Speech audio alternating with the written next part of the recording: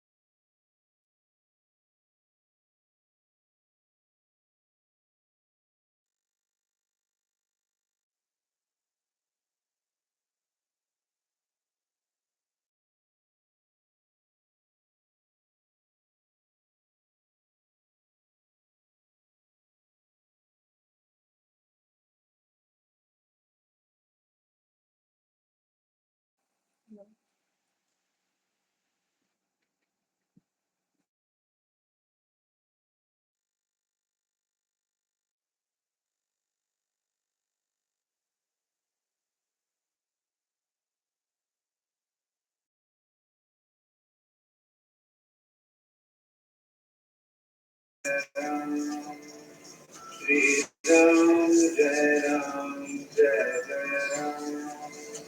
Shri Ram Jai Ram Jai Jai Ram.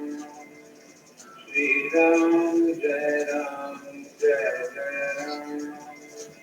Shri Ram Jai Ram Jai Jai Ram. Shri Ram Jai Ram Jai Jai Ram. Shri Ram Jai Ram Jai Jai Ram. Shri Ram Jai Ram Jai Jai Ram. Shri Ram Jai Ram Jai Jai Ram. Shri Ram Jai Ram Jai Jai Ram. Shri Ram Jai Ram Jai Jai Ram.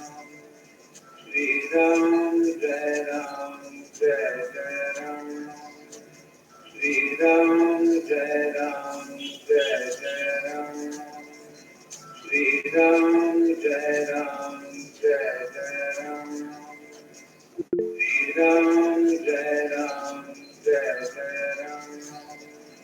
Shri Ram Jai Ram Jai Jai Ram.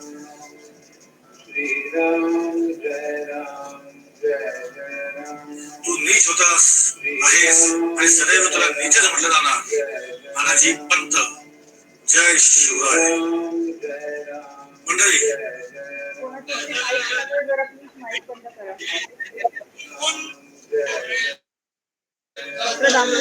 ज्यांचे पण mic चालू असेल त्यांनी mic बंद करा.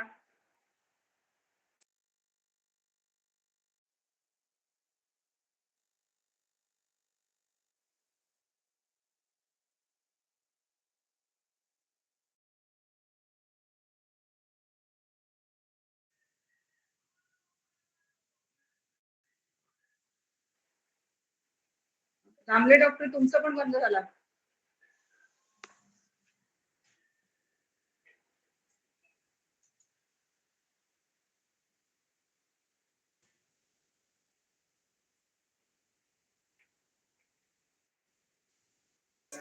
हो मी बंदच ठेवलेला.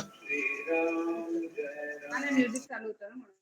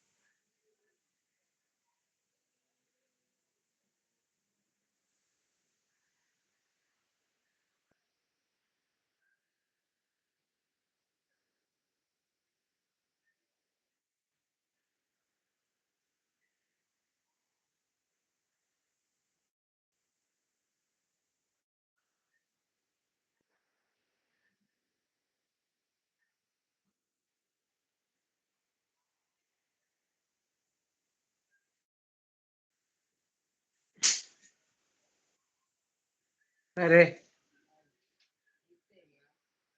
हा. अभ्यास केलं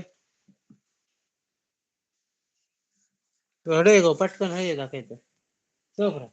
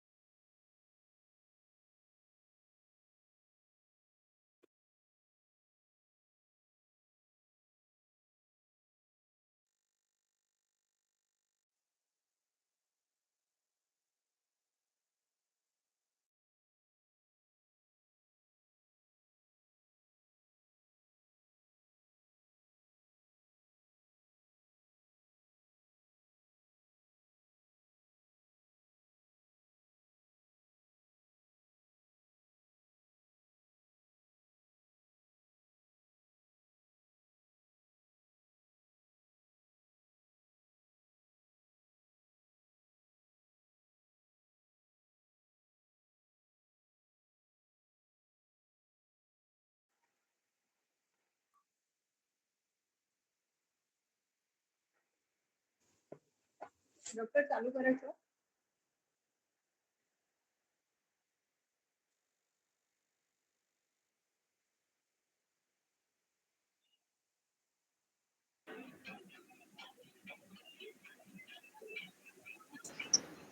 येस आय एम रेडी.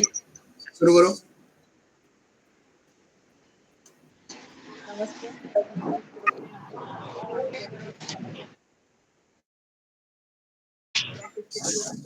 सगळ्यांचं स्वागत करत आहे. आज आपण मानवी विज्ञान त्या आपण सक्सेसफुली गेल्या 8 महिन्यामध्ये 40 सेशन क्रॉस करून त्याच्या पुढेचा ह्याच्यामध्ये आहे. शेवटच्या 3 महिने उरले आणि आज आपण पुन्हा भीती आणि भीती ह्याचा पार्ट 2 बघणार आहोत. सगळ्यांना लिंक ऑलरेडी पार्ट 1 ची पण पाठवली होती. ज्यांनी बघितली नसेल त्यांनी नंतर बघूया. आज पार्ट 2 ची कंटिन्युटी आहे आणि या सेशनच्या मध्ये कोणी क्वेश्चन आन्सर विचारला किंवा माईक ऑन करू नका. हे इन्स्ट्रक्शन आहे. ज्यांना कोणाला क्वेश्चन असतील तेव्हा सरांचं सेशन संपल्यानंतर ते तुम्हाला क्वेश्चन आन्सर चान्स देतील. त्यावेळेला तुम्ही हँड रेज करून क्वेश्चन आन्सर विचारू शकता. प्रत्येकाने आपली माईक प्लीज बंद ठेवा. तेजस तुमचा माईक ऑन. थँक्यू. डॉक्टर दामलेंचं स्वागत करते. डॉक्टर दामले तुम्ही स्टार्ट करू शकता.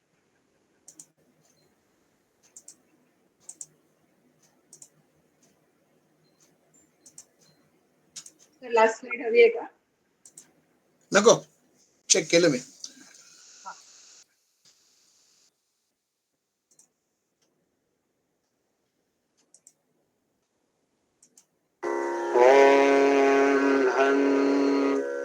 धन्वन्तरये नमः. ॐ धन्वन्तरये नमः. ॐ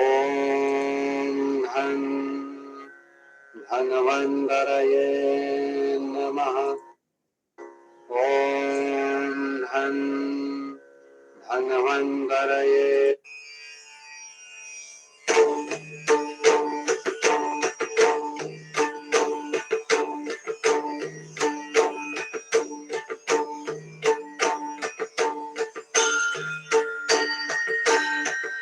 दत्ता गणेश, आरोग्य देवता भगवान धन्वंतरी, मर्यादा पुरुषोत्तम भगवान श्रीराम, जितेंद्रिय महाबली हनुमान, योगेश्वर भगवान श्रीकृष्ण, माझे गुरु राष्ट्रबंधू Rajibai Dixit, Padma Bhushan doctor B Meghade, father of modern medicine sir William Osler यांना वंदन करतो.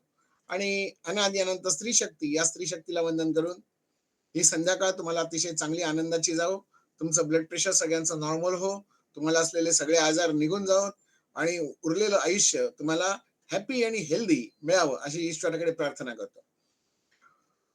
स्त्री शक्तीची पूजा म्हणजे हळदी कुंकवाने केली जाते. हळदी कुंकू लावणं हे भारतीय मानचिन्ह आहे असं मला वाटतं. हळद आणि कुंकू हे आज्ञाचक्राच्या ठिकाणावर लावलं जातं. आज्ञाचक्रावर जेव्हा एखादं आवरण लावलं जातं तेव्हा आपल्याला अनवॉन्टेड फाईल्स आपण स्वीकारत नाही आणि म्हणून तिच्या डोक्याला कुंकू लावतो आणि माझ्या मुख्य विषयाकडे येतो. Father of Hinduism Swami Vivekananda, father of maths Maharshi Aryabhatta, father of algebra Maharshi Bhaskaracharya, father of chemistry Maharshi Nagarjuna, father of atomic theory Maharshi Kanad, father of technology Acharya Bharadwaj, father of cosmology Acharya Kapil, father of astrology Acharya Varahamihir, father of dairy farm Bhagwan Gopal Shrikrishna, father of cotton industry Maharshi Bhavana, father of Dhanurveda Acharya Dronacharya, father of Chaturveda Maharshi Vyas, father of व्याकरण Maharshi Panini, father of स्वराज्य Chhatrapati Shivaji Maharaj, father of yoga Maharshi Patanjali, father of agriculture Maharshi Parashar, father of economy Acharya Chanakya, father of law Maharshi Manu, father of management Samarth Ramdas Swami, father of surgery Maharshi Sushruta, father of medicine Maharshi Charak आणि या सगळ्या फादरना जन्माला घालणारी mother of all father Bharat मातेला वंदन करतो. भीती आणि बीपी आयुर्वेद आणि अन्य पद्धतीप्रमाणे आपण तुलनात्मक अभ्यास याचा सुरू केलेला. त्यातला एक भाग पहिला झालाय. ज्यांना पहिला भाग बघायला मिळालेला नाही, आजची जी लिंक तुम्हाला दिली या लिंक मध्ये पहिल्या भागाची पण पाठवलेली आहे. सवड झाली नसेल तर तो सावकाश भाग बघा आणि या भागाला आपण सामोरं जाऊ. बीपी रक्तदाब, उच्च रक्तदाब, निच्च रक्तदाब असं दोन्हीकडे म्हटलंय. बीपी म्हणजे नेमकं काय आहे? Blood pressure is the pressure of circulating blood against the walls of vessels. Most of this pressure results from the heart pumping blood through the circulatory system.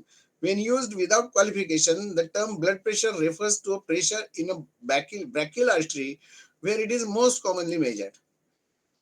सहजपणे म्हणायचं झालं तर blood pressure BP is a product of cardiac output and peripheral resistance. या विषयावर आपण चर्चा मागे केलेली होती. Pressure exerted on wall by blood हा जो काही विषय आहे हा आपण मागच्या पहिला बघितलेला होता. कधी मोजावा? ज्यांची रात्री झोप पूर्ण झालेली आहे, चांगली झालेली आहे, झोपेत कोणतंही स्वप्न बघितलेलं नाहीये, सकाळी आपोआप जाग आलेली आहे, अशा वेळी सकाळी जाग आल्यावर लगेचच रक्तदाब पाहावा जो स्वतःचा प्राकृत रक्तदाब दर्शवेल. रक्तदाब कधी मोजावा हे सुद्धा आपण बघितलं. एकाच व्यक्तीचा रक्तदाब सलग 3 दिवस, सलग 3 वेगवेगळ्या यंत्रांनी, 3 वेगवेगळ्या तज्ज्ञांनी, 3 वेगवेगळ्या वेळी आणि 3 वेगवेगळ्या ठिकाणी तपासून जर तो एकच आला तर तो खरा रक्तदाब असा समजायचा. म्हणजे काय? एकाच व्यक्तीचा, आता हे मी केलेली डेफिनेशन आहे, ही अशी ग्रंथात लिहिलेली नाहीये. हे मला असं वाटतंय की ह्या सगळ्या गोष्टींचा परिणाम रक्तदाबावर होत असतो. त्यामुळे एकाच व्यक्तीचा रक्तदाब, फक्त माझा रक्तदाब तपासायचा ठरवला तर तो कधी तपासायचा? तो सलग 3 दिवस तपासायचा. आता पुन्हा सलग 3 दिवस तपासायचा तर तेव्हा चंद्राचं गुरुत्वाकर्षण बघितलं पाहिजे. म्हणजे चंद्राच्या गुरुत्वाकर्षणाचा जर समुद्राच्या पाण्यावर परिणाम होत असेल तर तो रक्तातल्या पाण्यावर होणार नाही का? होणार आहे. म्हणजे दर दिवशी जर चंद्रोदय 50 मिनिटं उशिरा होत असेल तर दर दिवशी 50 मिनिटं उशिराने रक्तदाब तपासला पाहिजे, तर चंद्राचा प्रभाव जो आहे तो आपल्याला कळेल. मागच्या प्रश्नोत्तरांच्या तासामध्ये किंवा त्या वेळेमध्ये आपण या विषयावर चर्चा केलेली होती की समुद्राच्या पाण्याला भरती चंद्रामुळे येते, मग रक्तातल्या पाण्याला येणार नाही का? येणार, पण त्याच्या दृष्टीने कधी संशोधनच झालेलं नाही. सलग 3 दिवस म्हणजे आज, उद्या आणि परवा. कारण आजचं माझं खाणं पाणं वेगळं असणार आहे, उद्याचं खाणं पिणं वेगळं असणार आहे, परवाचं खाणं पिणं वेगळं असणार आहे, माझं पचन वेगवेगळं झालेलं असणार आहे आणि त्यामुळे सलग 3 दिवस बघावं. 3 वेगवेगळ्या यंत्रांनी बघावं. 3 वेगवेगळ्या यंत्रांनी म्हणजे एका हॉस्पिटल मधला रक्तदाब तपासण्यासाठी जे बीपी ॲपरेटस वापरलं जातं त्याऐवजी दुसरं बीपी ॲपरेटस वापरून बघावं. तिसरं वापरून बघावं आणि ह्या तिघांचं एकच येतं का बघावं. ते येत नाही. आणि हे जर डिजिटल असेल तर ते एकाच मशीनने मोजलेलं 3 वेळेचा रक्तदाब दाखवतं. म्हणजे आता मी ते बीपी अपॅरेटस लावलं, डिजिटल म्हणतोय. 3 रक्तदाबाचे परिमाण मोजण्यासाठी यंत्र आपण बघितली. एक डिजिटल आहे, एक स्पिग्मोमॅमोमीटर आहे, म्हणजे ज्याच्यात पारा भरलेला असतो, आणि तिसरं जे आहे हे हवेचं असतं, जे डॉक्टर स्वतःच्या व्हिजिटिंग बॅग मधनं कॅरी करतात सर्वसाधारणपणे. 3 वेगवेगळ्या तंत्रांनी, 3 वेगवेगळ्या तज्ञांनी, असं पण मी म्हटलंय. तज्ञ म्हणजे एखाद्या डॉक्टरला जर कानाने कमीच ऐकायला येत असेल, तर मला सांगा ते ते जे तुला ऐकलं जातं, ते कमी जास्त ऐकायला येणार आहे. म्हणजे एखादा ठोका जरी मिस झाला ना, तरी 20चा फरक पडणार आहे डायरेक्ट. म्हणून 3 वेगवेगळ्या तज्ञांनी, 3 वेगवेगळ्या ठिकाणी 12व्या मजल्यावरचं प्रेशर आणि 10व्या मजल्यावरचं प्रेशर, किंवा पहिल्या मजल्यावरचं प्रेशर, किंवा तळघरातलं प्रेशर, किंवा जमिनीखाली आणखीन जर काही एक 4 मजले गेले असतील तर तिथलं प्रेशर या हवेच्या दाबामुळे कमी जास्त असणार आहे. आणि त्यामुळे हे हे रक्तदाब वेगवेगळे असणार आहेत असं मला वाटतंय. 3 वेगवेगळ्या ठिकाणी, समुद्र सपाटीला बघितलेलं वेगळं असणार आहे. आंबोलीच्या धबधब्याला अगदी वर जाऊन तुम्ही तपासलं तर ते वेगळं असणार आहे. किंवा खूप उष्णतेच्या प्रदेशात जाऊन जर तुम्ही बघितलं, जिथे खूप मोठा वारा सुटलेला आहे, तिथे वादळी वाऱ्यामध्ये जर बघितलं तर ते प्रेशर वेगळं मिळणार आहे. थंड हवेच्या ठिकाणी बघितलं तर ते कदाचित वेगळं मिळणार आहे. म्हणजे ह्या वेगवेगळ्या क्रायटेरिया आपण जर वापरल्या तर रक्तदाब कधी मोजावा याविषयी अजूनही एक मान्यता झालेली नाही. ब्लड प्रेशर किंवा रसरक्तदाब वृद्धी, ब्लड प्रेशर म्हणजे रसरक्तदाब वृद्धी हे म्हणायला मी आधी तयार नाही, हे पण मागच्या भागात बघितलेलं आहे. हा रोग आहे की लक्षण आहे हे आपण पहिल्यांदा ठरवू. जेव्हा आपण ॲलोपॅथीच्या काही शब्दांचा वापर करतो तेव्हा त्यातल्या तज्ञांना विचारलं तर ते जास्त सोयीचं होईल. म्हणून काही तज्ञांशी या विषयावर बोललो आणि त्यालाच हा प्रश्न मी विचारला की हा रोग आहे की लक्षण आहे. ह्या सगळ्या तज्ञांनी एकच मत दिलं की हे लक्षण आहे, हा रोग नाही. Blood pressure is not a disease, is just a group of symptom. Group of शब्द मी आणखीन एक ऍडिशन केलंय की आणखीन वेगवेगळी काही कारण असू शकतात.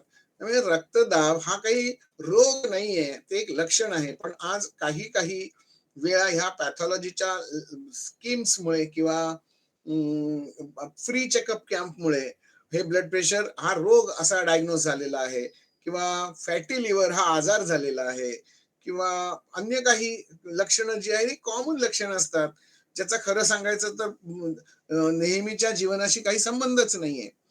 इव्हन डायबिटीस सुद्धा असं मला वाटतंय. तुम्हाला लक्षणं जी दिसतात ही लक्षणं वेगळी असतात आणि प्रत्यक्षात रुग्णाला जो त्रास असतो हा वेगळा असतो. असो, त्यामुळे एवढं लक्षात ठेवा की ब्लड प्रेशर हा रोग नाही. ब्लड प्रेशर एक फक्त लक्षण आहे आणि हे लक्षण बदलू शकतं वेगवेगळ्या क्रायटेरियांचा जर वापर केला. मगाशी मी जी सगळी क्रायटेरिया सांगितले हे, या सगळ्यांचा जर वापर केला तर रक्तदाब वेगवेगळा येऊ शकतो. आणि त्याच्यात कन्फ्यूज होऊ नका, कारण ते नॉर्मल आहे असं म्हटलं तरी चालू शकतं. तुम्हाला रक्तदाबाचं हे एक चित्र तुम्ही सगळ्यांनी बघितलं. येस, ही जी अप अँड डाऊन लाईन जी दिसते ना इथली, आता माझ्या कर्सरवरनं कदाचित तुम्हाला दिसत असेल, म्हणजे 1 2 3 4 आणि वरनं एक अशी सरळ रेषा जेव्हा दिसते, तेव्हा ही रक्तदाबाची रेषा आहे. ईसीजी साईन आहे, हार्टचं पंपिंग आहे, हृदयातनं काढलेला ईसीजी असतो, हृदयाचा काढलेला ईसीजी असतो, त्याचे ठोके आणि त्याच्या बीट्स आपल्याला तिथे दिसत असतात, त्या आलेखावर आपल्याला दिसत असतात. एक साधा प्रश्न विचारतो, ह्या लाईन जेव्हा एकदम सरळ जेव्हा येते, पिक्चर मध्ये असं बऱ्याच वेळा दाखवलं जातं, एखादा पेशंट जेव्हा डेड दाखवायचा असतो तेव्हा ढगढग ढगढग टुक टुक आणि आवाजच बंद होतो. म्हणजे ती लाईन अगदी सरळ यायला लागते. जेव्हा ती लाईन सरळ येते तेव्हा याचा निष्कर्ष काय काढायचा असतो? द पेशंट इज डेड असं सांगितलं जातं. सरळ रेषा जेव्हा येते तेव्हा जर पेशंट डेड असेल तर ही अप अँड डाऊन ही रेषा काय आहे? तर अप अँड डाऊन ही रेषा लाईफ दाखवते. याचा अर्थ हे कधीतरी कमी जास्त कमी जास्त कमी जास्त हेच तर लाईफ आहे. याला जीवन ऐसे नाव असं आपण म्हणतो. आणि आपण त्याला जर रोग म्हणत असू तर मात्र ही फार गडबड होणारी गोष्ट आहे असं मला वाटतं. हा अवयव कोणत्या अवयवाशी संबंधित आहे? आता जर मी तुम्हाला सगळ्यांना माईक ऑन करा असं सांगितलं तर तुम्ही वेगवेगळी नावं सांगाल. काही जण सांगतील मेंदूशी संबंधित आहे, काही जण सांगतील हृदयाशी संबंधित आहे, काही जण सांगतील रक्ताशी संबंधित आहे, काही जण सांगतील मनाशी संबंधित आहे. पण फॉर युअर काइंड इन्फॉर्मेशन, ह्या एकाही अवयवाशी, फक्त एका अवयवाशी हा ब्लड प्रेशर हा आजार हा जोडला गेलेला नाहीये. ह्या सगळ्यांशी याचा संबंध येतो. आजच एक पेशंट आला आणि मला विचारतो, डॉक्टर मला डायबिटीस आहे आणि ब्लड प्रेशर आहे. म्हटलं कुठे आहे? पहिल्यांदा त्याला कळलं नाही. त्याला वाटलं मी प्रश्न चुकीचा विचारला. म्हटलं तुला बीपी पण आहे? तो म्हणाला हो. कुठे आहे? म्हणाला कुठे हा प्रश्न मला चुकीचा वाटतो तुमचा, असं त्याने म्हणाला. म्हटलं हे बघ, तुला सांधेदुखी आहे असं तू सांगितलंस, तर मला तू कुठे दाखवशील? तर एक तुझा दुखणारा सांधा दाखवशील. मग तुझं डोकं दुखतंय तर तू कुठे दाखवशील? गुडघ्यात तर दाखवणार नाही. डोकं दुखतंय म्हणून सांगशील. माझा डावा कान दुखतोय असं जर तू सांगितलंस, तर मी कुठचा अवयव दुखतोय असं म्हटल्यानंतर तू डावा कान दाखवशील. पोटात दुखते असं म्हटल्यानंतर कुठेतरी पोटावर या कुठेतरी ब्रह्मांडावर कुठेतरी एक बोट लावशील, तिथे दुखतंय म्हणून सांगशील. पाठीत दुखतंय, कमरेत दुखतंय, कुठेतरी तो अवयव तुला लोकेट येईल. म्हणजे जेव्हा एखादा रोग आपल्याला सांगायचा असतो, तेव्हा त्या रोगाचं अवयव जो आतला असतो, त्या अवयवाच्या ठिकाणी काहीतरी गडबड झालेली असते. आणि म्हणून तुमच्या शरीराने तुम्हाला सिग्नल, वेदना हा सिग्नल पहिल्यांदा तुम्हाला पोहोचवलेला असतो. आणि तुम्ही तो तुमच्या भाषेमध्ये डॉक्टरना सांगत असता. पण डायबिटीस हा आजार कोणत्या अवयवाशी संबंधित आहे असा समजा जर मी प्रश्न विचारला, किंवा ब्लड प्रेशर हा आजार कोणत्या अवयवाशी संबंधित, तुम्हाला ब्लड प्रेशर कुठे आहे असं विचारलंय, म्हणजे इथे आहे का ब्लड प्रेशर? ताप आहे असं आपण म्हणतो. मला डॉक्टर जरा ताप आल्यासारखं वाटतंय. सगळ्यात पहिल्यांदा कुठे हात लावला जातो? इथे डोक्याला हात लावला जातो. असं उलटा हात लावला जातो. नंतर इथे गळ्याला हात लावला जातो. ताप आहे का? अरे वाटत नाही मला तुला ताप आहे असं. नंतर हाताला हात लावला जातो. 3 ठिकाणी ताप चेक केला जातो. चौथं पोटाला हात लावला जातो, पायाला नंतर हात लावला जातो. म्हणजे जे उघडे अवयव आहेत तिथे तुमचं टेम्परेचर किती आहे हे बघितलं जातं. म्हणजे त्वचा या अवयवाशी संबंधित असलेला ताप हा आजार आहे. मला सांगा, ब्लड प्रेशर हा आजार कुठे आहे असं जर विचारलं, तर तुमच्या हातात आहे की इथे बांधला जातो कप तिथे आहे, की पोटामध्ये आहे, की हृदयामध्ये आहे, की मेंदूमध्ये आहे, की मणक्यामध्ये आहे, की लिव्हर मध्ये आहे, काही पत्ता लागत नाही. डायबिटीस हा आजार कुठे आहे? तो नाही, मग साखर वाढलेली मिळते असं सांगतात. साखर वाढलेली हे नंतरचं लक्षण सांगितलं जाते. जेव्हा तुला निदान केलं जातं तेव्हा एखादा अवयव तर लोकेट व्हायला पाहिजे तुला तिथे. तो होत नाही. आणि मग अशा वेळेला आपण कन्फ्युज मध्ये होतो. 12-12 वर्ष, 15-15 वर्ष औषधं बिचारी खात असतात पेशंट. त्यांना विचारलं 12 वर्ष तू औषधं घेतोस कशासाठी? तो म्हणाला डायबिटीज आहे म्हणून. मला ब्लड प्रेशर आहे म्हणून मी औषधं घेतोय. अरे पण तुझं ब्लड प्रेशर नॉर्मल कधी होणार? 12 वर्ष औषधं घेतोय. नाही, नाही, नाही. ते म्हणाले औषधं मला आयुष्यभरच घ्यायला सांगितलेली आहे. म्हणजे तू मान्य केलंस 12 वर्ष औषधं घेऊन सुद्धा तुझं नॉर्मल होत नाही. आणि ते नॉर्मल होणारच नसतं. कारण ह्याला लाईफ म्हणतात. हे अप अँड डाऊन, ते आकडे जे सांगितलेत 80-120 हा निव्वळ खेळ आहे. मटक्याचा खेळ असं ना म्हणतात ना, तसं मला हे वाटतं, की हा केवळ मटक्यांचा खेळ आहे. आकड्यांमध्ये आपल्याला फक्त झुंजवलं जातंय. शब्द मी नीट वापरतोय. झुंजवलं जातंय. म्हणजे तुमचं 120 म्हणजे जरा जास्तीच वाटतंय. 121 झालं, 130 झालं, 140 झालं तरी हल्ली बीपीची गोळी सुरूच करतात. खालचं 80 आहे ना, 80चं 82 झालं, 87 झालं. हां, नाही तुम्हाला सुरू करायला पाहिजे बीपीची गोळी. असं नसतं हो. असं काहीही आता मी बोललो, की मग माझं बोलणाऱ्याचं तोंड दिसतं असं म्हणतात. आणि आधीच माझं नाव बदनाम झालेलं आहे. या सगळ्या ॲलोपॅथीच्या सिस्टमवर मी टीका करत असतो म्हणून. पण आपल्याला काय कोणाची भीती? आम्ही काय कुणाचे खातो रे, तो राम आम्हाला देतो रे. ही वृत्ती जेव्हा बाळगून जे सत्य आहे हे जर सांगण्याचा प्रयत्न केला, काही वेळा माझं अज्ञान सुद्धा असेल. म्हणून मी हे काही प्रश्न विचारतोय. हा अवयव, हा रोग कोणत्या अवयवाशी संबंधित आहे? मेंदूशी पण आहे, हृदयाशी पण आहे, किडनीशी पण आहे, लिव्हरशी पण आहे, अगदी पॅनक्रियासची आहे, रक्त पुरवठा करणाऱ्या सगळ्या रक्तवाहिन्यांशी आहे. फक्त तो मेजर केला जातो त्या आर्टरी मधनं. आता हे आर्टेरियल प्रेशर कसं कमी जास्त होतं हे आपण मागच्या भागात बघितलेलं आहे. ज्यांनी भाग बघितलेला नाही त्यांनी तो मुद्दाम बघा. म्हणजे लिव्हर मधनं उलटं येणारं रक्त, स्प्लीन मधनं उलटं येणारं रक्त, किंवा किडनी मधनं उलटं येणारं रक्त, ह्या सगळ्या रक्ताचा उलट सुलट परिणाम, मग त्याला ते नाव वेगळं वेगळं दिलं जातं. आणि काही वेळा ते इसेन्शियल ब्लड प्रेशर म्हणून सोडून दिलं जातं. त्याच्या मूळ व्याख्येकडे आपण जेव्हा बघतो तेव्हा लक्षात येतं की हा अवयवाशी संबंधित असलेला आजारच नाहीये. ब्लड प्रेशर म्हणजे काय रक्ताशी संबंधित असलेला आजार आहे असं वाटतं का? नाही. आयुर्वेदाचा दृष्टिकोन जेव्हा आपण वापरायचा ठरवतो, त्याच्यामध्ये हा जो दाब शब्द आहे, प्रेशर हा जो शब्द आहे, हा प्रेशर आणि हा दाब हा वाताशी संबंधित असलेला आजार आहे. वात ही संकल्पना जर तुम्हाला नीट समजून घ्यायची असेल तर पुन्हा तुम्हाला आयुर्वेद शिकला पाहिजे. त्याला इंग्रजी शब्दांचं ट्रान्सलेशन करून तुम्हाला वात हा कधीच कळणार नाही. वात म्हणजे हवा नव्हे, वात म्हणजे एअर नव्हे, पित्त म्हणजे फायर नव्हे आणि धातू म्हणजे मेटल नव्हे, दोष म्हणजे फॉल्ट नव्हे. अशा पद्धतीने जर तुम्ही आयुर्वेद शिकणार असाल तरच तुम्हाला खरा आयुर्वेद कळेल. प्रत्येक शब्द शोधून काढणं इंग्रजीतला आणि तुम्ही काही मोठे तारे पेटवल्याचा आव जर आणत असाल तर तो पूर्णपणे तुमचा गैरसमज आहे असं मला निश्चितपणे सांगावं असं वाटतं. बरं, अवयवाशी संबंधित आहे, आपण गृहीत धरू की तो मेंदूशी संबंधित आहे. विचार करून ब्लड प्रेशर वाढतं. व्यवहारातलं एक वाक्य असं असतं आपल्याला ऐकायला मिळालेलं, की मी खूप विचार केला ना की माझं प्रेशर वाढतं. अरे वाढणारच आहे, आणि विचार तुला त्यासाठीच करायला सांगितलेला आहे की तुला आता पुढे काय निर्णय घ्यायचा आहे. पिक्चरला जायचंय की नाही जायचंय, ऑपरेशन करायचंय की नाही करायचंय. जेव्हा तुम्हाला डॉक्टर अगदी शेवटच्या क्षणाला सांगतात की तुमच्याकडे फक्त अर्धा तास आहे, तुमचा पेशंट वाचणार आहे आणि मरणार आहे, तुम्ही मला जर सांगितलं तर तुमचं वाचेल नाही तर मरेल, असं जेव्हा शेवटच्या क्षणाला तो एकटाच बिचारा बाबडा तिथे डॉक्टरांच्या केबिन मध्ये, एसी केबिन मध्ये घाम फुटतो त्याला. आता प्रेशर त्याचं वाढणार नाहीये, निर्णय घ्यायचा आहे, जीवन मरणाचा प्रश्न आहे आपल्या एखाद्या आपताचा, तर त्याचं प्रेशर निश्चितपणे वाढणार आहे. म्हणजे मेंदूवर आलेला ताण म्हणजे प्रेशर, म्हणजे तुम्ही मग सांगू शकाल की हा मेंदूशी संबंधित आहे. मग औषधं जी जातात ती मेंदूवर काम करतात का, ती हृदयावर काम करतात का, ती लिव्हरवर काम करतायत का? नाही, सॉरी.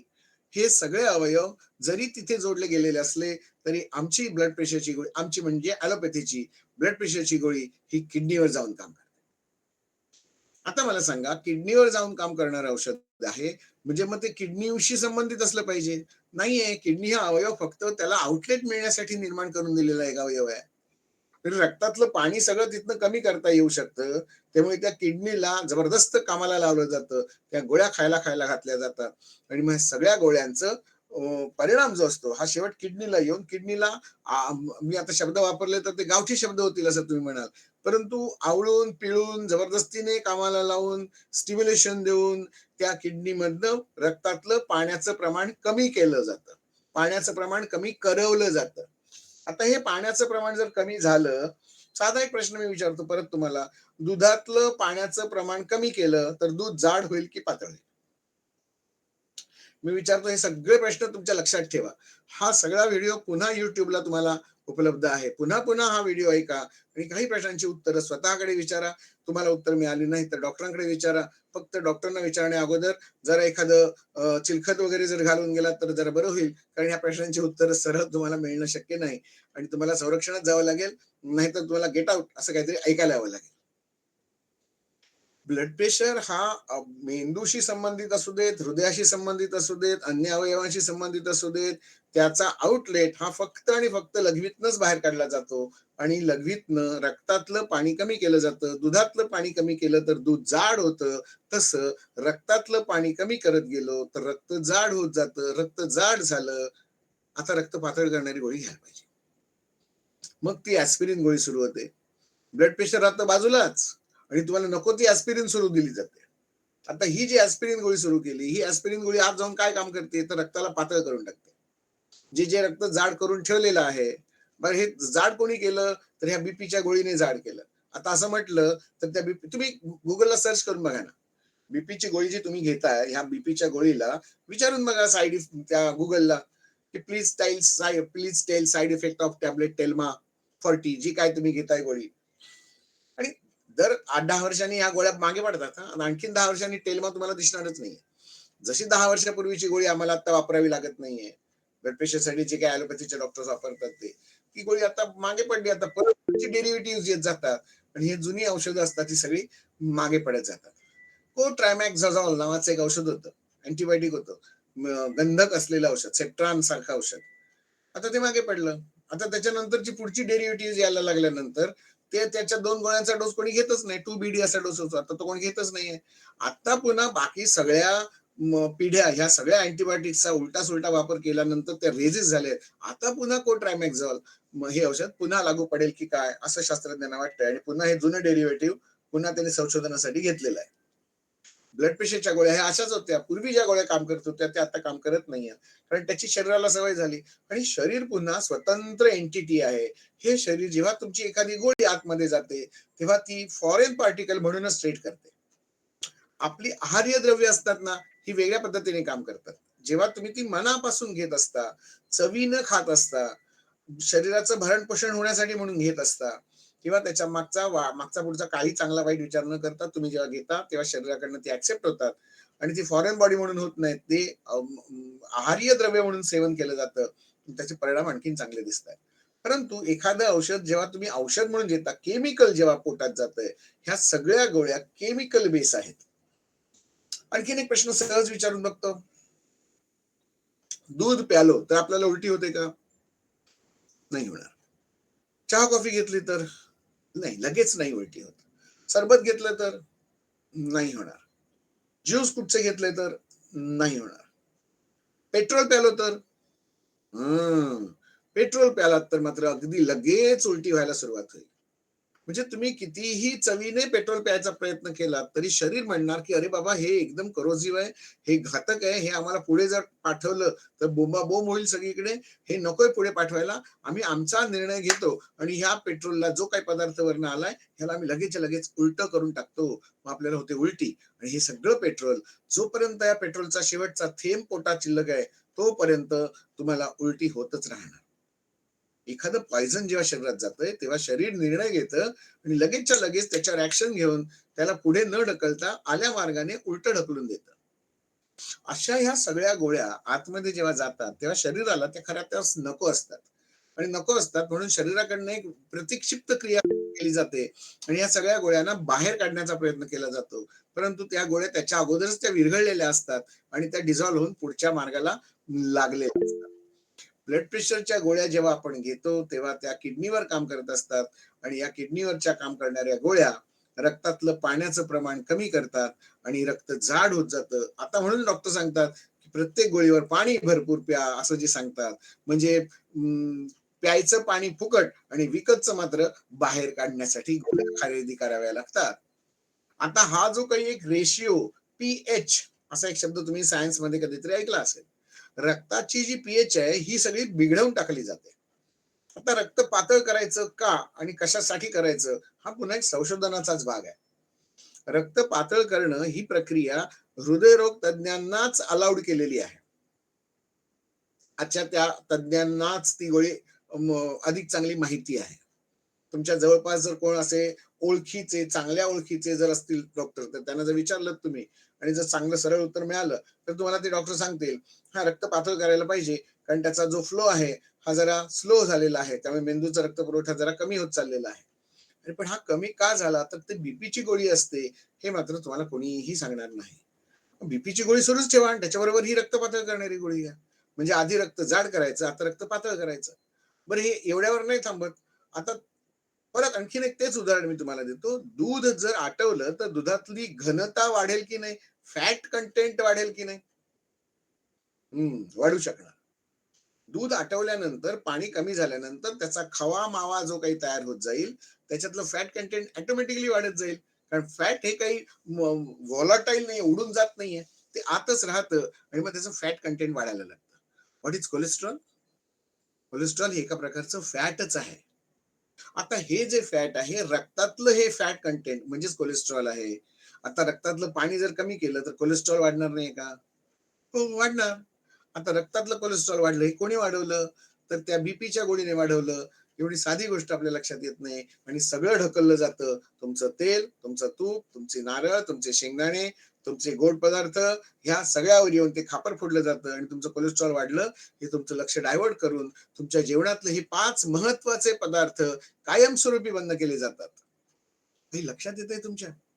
हे पदार्थ पदार्थ बंद झाल्यानंतर या पदार्थांपासून पुढे त्याचे डेरिव्हेटिव्ह जी तयार होणार आहेत ही बंद झाली तयार व्हायची. तेल बंद झालं, तूप बंद झालं, नारळ बंद झाले, शेंगदाणे बंद झाले आणि गोड पदार्थ बंद. तुमचं पेट्रोलच काढून घेतलं गाडीतलं, गाडी चालणार कशी? आणि मग आता सांध्यातलं तेल कमी झालं, मग आता काय कॅल्शियम कमी झालं, आता काय व्हिटॅमिन सी कमी झालं, आता काय व्हिटॅमिन डी कमी झालं, मग ठोका औषधं, द्या आमची औषधं परत विकतची. ज्या पदार्थांनी माझ्या शरीराचं भरण पोषण गेली कित्येक वर्ष चाललेलं आहे, ह्या पदार्थांना नावं ठेवायची एवढंच फक्त या डॉक्टरनी केलंय काम आजपर्यंत.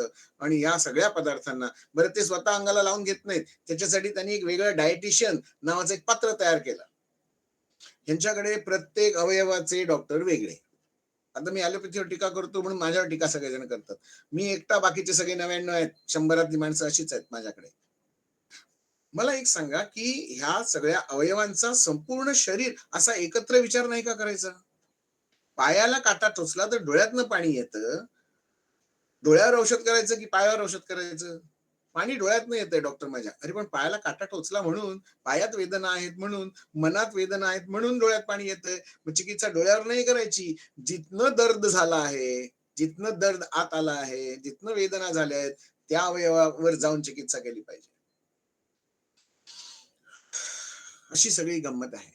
त्यामुळे बीपी हा आजार जो आहे त्याचं चिकित्सा जी आहे, चिकित्सा त्यांना शक्य होत नाहीये आणि त्यामुळे नको त्या अवयवाला ते कामाला लावतात आणि मग या सगळ्या गोळ्या 12-12 वर्ष, 30-30 वर्ष ह्या गोळ्या खातायत आणि ह्या सगळ्या जाऊन शेवट अडकतात त्या किडनीमध्ये, लिव्हरमध्ये आणि डोळ्यांमध्ये. किडनीचे आजार वाढलेत की कमी झालेत? काय तुम्हाला वाटतंय? तुमचं ऑब्झर्वेशन काय आहे?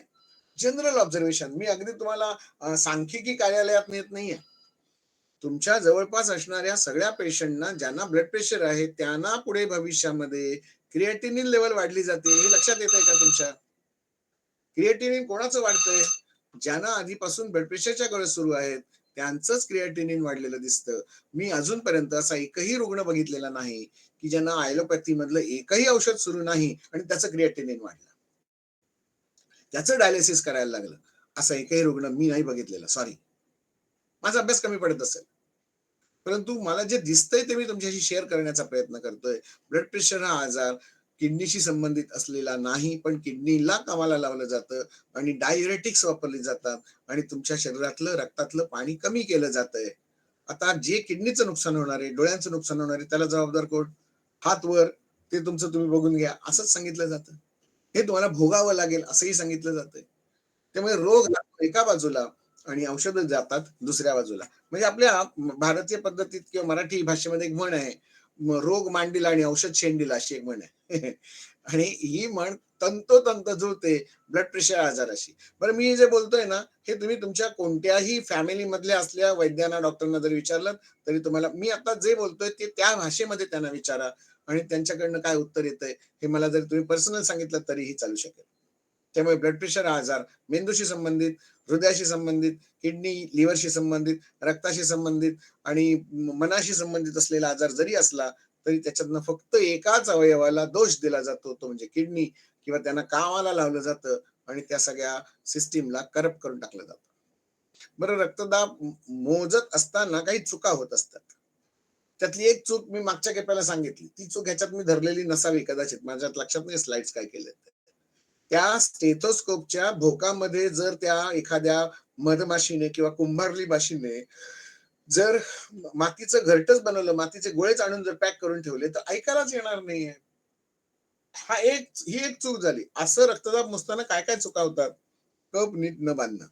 जर तो कप असा आडवा तिडवा जर लागला ना तर ते नीट तुम्हाला प्रेशर बघता येत नाही. ते इथनं ज्या दोन नळ्या खाली येतात, एक त्या हवा ढकलण्यासाठी किंवा पारा ढकलण्यासाठी आणि एक कानाला जाणारा असतो तो ऐकण्यासाठी, पंप बल्ब मध्ये येण्यासाठी. कप नीट न बांधणं ही एक चूक आहे, किंवा स्टेथो नीट न ठेवणं ही दुसरी चूक आहे. लक्षपूर्वक न ऐकणं, ते मोबाईलवरच त्याच्या एका कानामध्ये डॉक्टरच्या जर इयरबड असतील किंवा त्याच्या मोबाईलचा जर एक पीस गेला असेल तर दुसऱ्या पीसने कसं मोजतात? हो, काही वेळा मी काही डॉक्टर असेही बघितले, अतिशयोक्ती तुम्हाला वाटेल मी करतोय म्हणून, पण स्टेथो गळ्यात अडकवलेला आहे, त्याच्या कानात दोन्ही मध्ये त्या मोबाईलच्या रिंगा गेलेल्या आहेत आणि तो ब्लड प्रेशर स्टेथो ठेवून कसं ऐकायला जाईल? हे लक्षपूर्वक हे ऐकलं जात नाही आणि त्यामुळे मग ब्लड प्रेशर नीट समजत नाही. तज्ञांना ऐकायला कमी येणं हा मुद्दा सांगितला. मुळात डॉक्टर ॲज अ मी जर तपासणी मलाच जर ऐकायला कमी येण्याचा रोग असेल तर ब्लड प्रेशर तुम्हाला नीट मोजता येत नाहीये. विशेषतः दोन पद्धतीने जे मोजलं जातं, हवेचा आणि स्पिग्मोमॅनोमीटर. हे जर ऐकलं तर डिजिटलचं तुम्हाला दिसतं तरी, पण तेही गडबड आहे. तुम्ही तुमच्या डिजिटल मशीन ज्यांच्याकडे आहे त्यांच्याकडे जाऊन बघितलं तरी समजू शकेल. किंवा यंत्रामध्ये दोष असणं, जसं पारा कमी भरलेला असणं, काही वेळा तो वरच्या स्क्रू मधनं निघून जातो. खूप उगाच जोरात जोरात दाबला तर तो पारा उडून गेला तर त्याचं हे व्हॉल्यूम कमी पडतो. पारा कमी असणं, बल्बला छिद्र पडलेलं असणं, स्क्रू नीट नसणं, ह्या सगळ्या गोष्टी असू शकतात. यंत्र दाब मापक यंत्रातील दोष जे आहेत, हवेचं असतं, पाऱ्याचं असतं आणि डिजिटल असतं. हे 3 रक्तदाब 3 पद्धतीने जर तुम्ही मोजून बघितलं, ह्या तिघांचंही प्रेशर एकाच माणसाचं एकाच वेळेला एकाच वेळी एकाच ठिकाणी तपासलेलं रक्तदाब जो असतो हा वेगवेगळा असतो. त्या प्रत्येकाचे पॅरामीटर्स वेगळे असतात आणि येणारे रिपोर्ट्स आणि औषधं गडबड असतं. नैसर्गिकरित्या कधी वाढतो? भरतीच्या वेळेला वाढतो. हे आपण बघितलं. प्रश्नोत्तरांच्या तासात मी याच्यावर उत्तर दिलेलं होतं. पुन्हा एकदा सांगतो की चंद्राचा प्रभाव, चंद्राचा उदय अस्त, या चंद्राचा उदय अस्त जर समुद्राच्या पाण्याला भरती निर्माण करतो आणि ओहोटी निर्माण करतो आणि ती एक ठराविक वेळेपर्यंत भरती राहते आणि नंतर ओहोटी सुरू होते. अमावास्या पौर्णिमा आणि मधली चतुर्दशी एकादशी ह्या ज्या काही भरतीच्या वेळा ठरलेल्या आहेत, मच्छीमार समाजातल्या लोकांना हे बरोबर माहिती असतं की समुद्राला भरती कधी येणार आहे. त्यांनी पंचांग बघितलेलं नसतं, त्यांच्याकडे घड्याळ नसतं, कुठचं ऍप नसतं, परंतु ते आकाशात ग्रह तारे जे असतात ते आणि चंद्राचा उदय, आजची तिथी कोणती आहे, ह्या तिथीवर ते जातात आणि ते बरोबर सांगतात की समुद्राला आता भरती सुरू होणार, आता आपण आत जाऊया तर आपल्याला परत येता येईल. ओहोटीच्या वेळेला त्यांना आत येता येत नाही, त्यामुळे ओहोटीच्या वेळेला ते मासेमारी करण्यासाठी आत जात असतात. आणखीन एक भाग वेगळा आहे. हा सगळा जो निसर्ग आहे ना, निसर्ग काही ना काही गोष्टी आपल्याला शिकवत असतो. त्यामुळे हा जो भरतीच्या वेळेला नैसर्गिक रक्तदाब वाढतो, नैसर्गिकच वाढणार.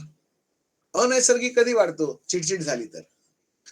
नवरा बायकोची भांडणं. काय तुम्हाला एक दुधाची पिशवी आणायला सांगितली आणि तुम्ही विसरलात, एवढं सुद्धा दूध तुमच्या लक्षात राहत नाही आणायचं. एक घरातलं काम तुमच्या लक्षात येत नाही. घरी आल्यानंतर मात्र तुम्ही टीव्ही समोर बसून ढेंग पसरून ती T20ची मॅच बघायला मोकळे पॉपकॉर्न खात.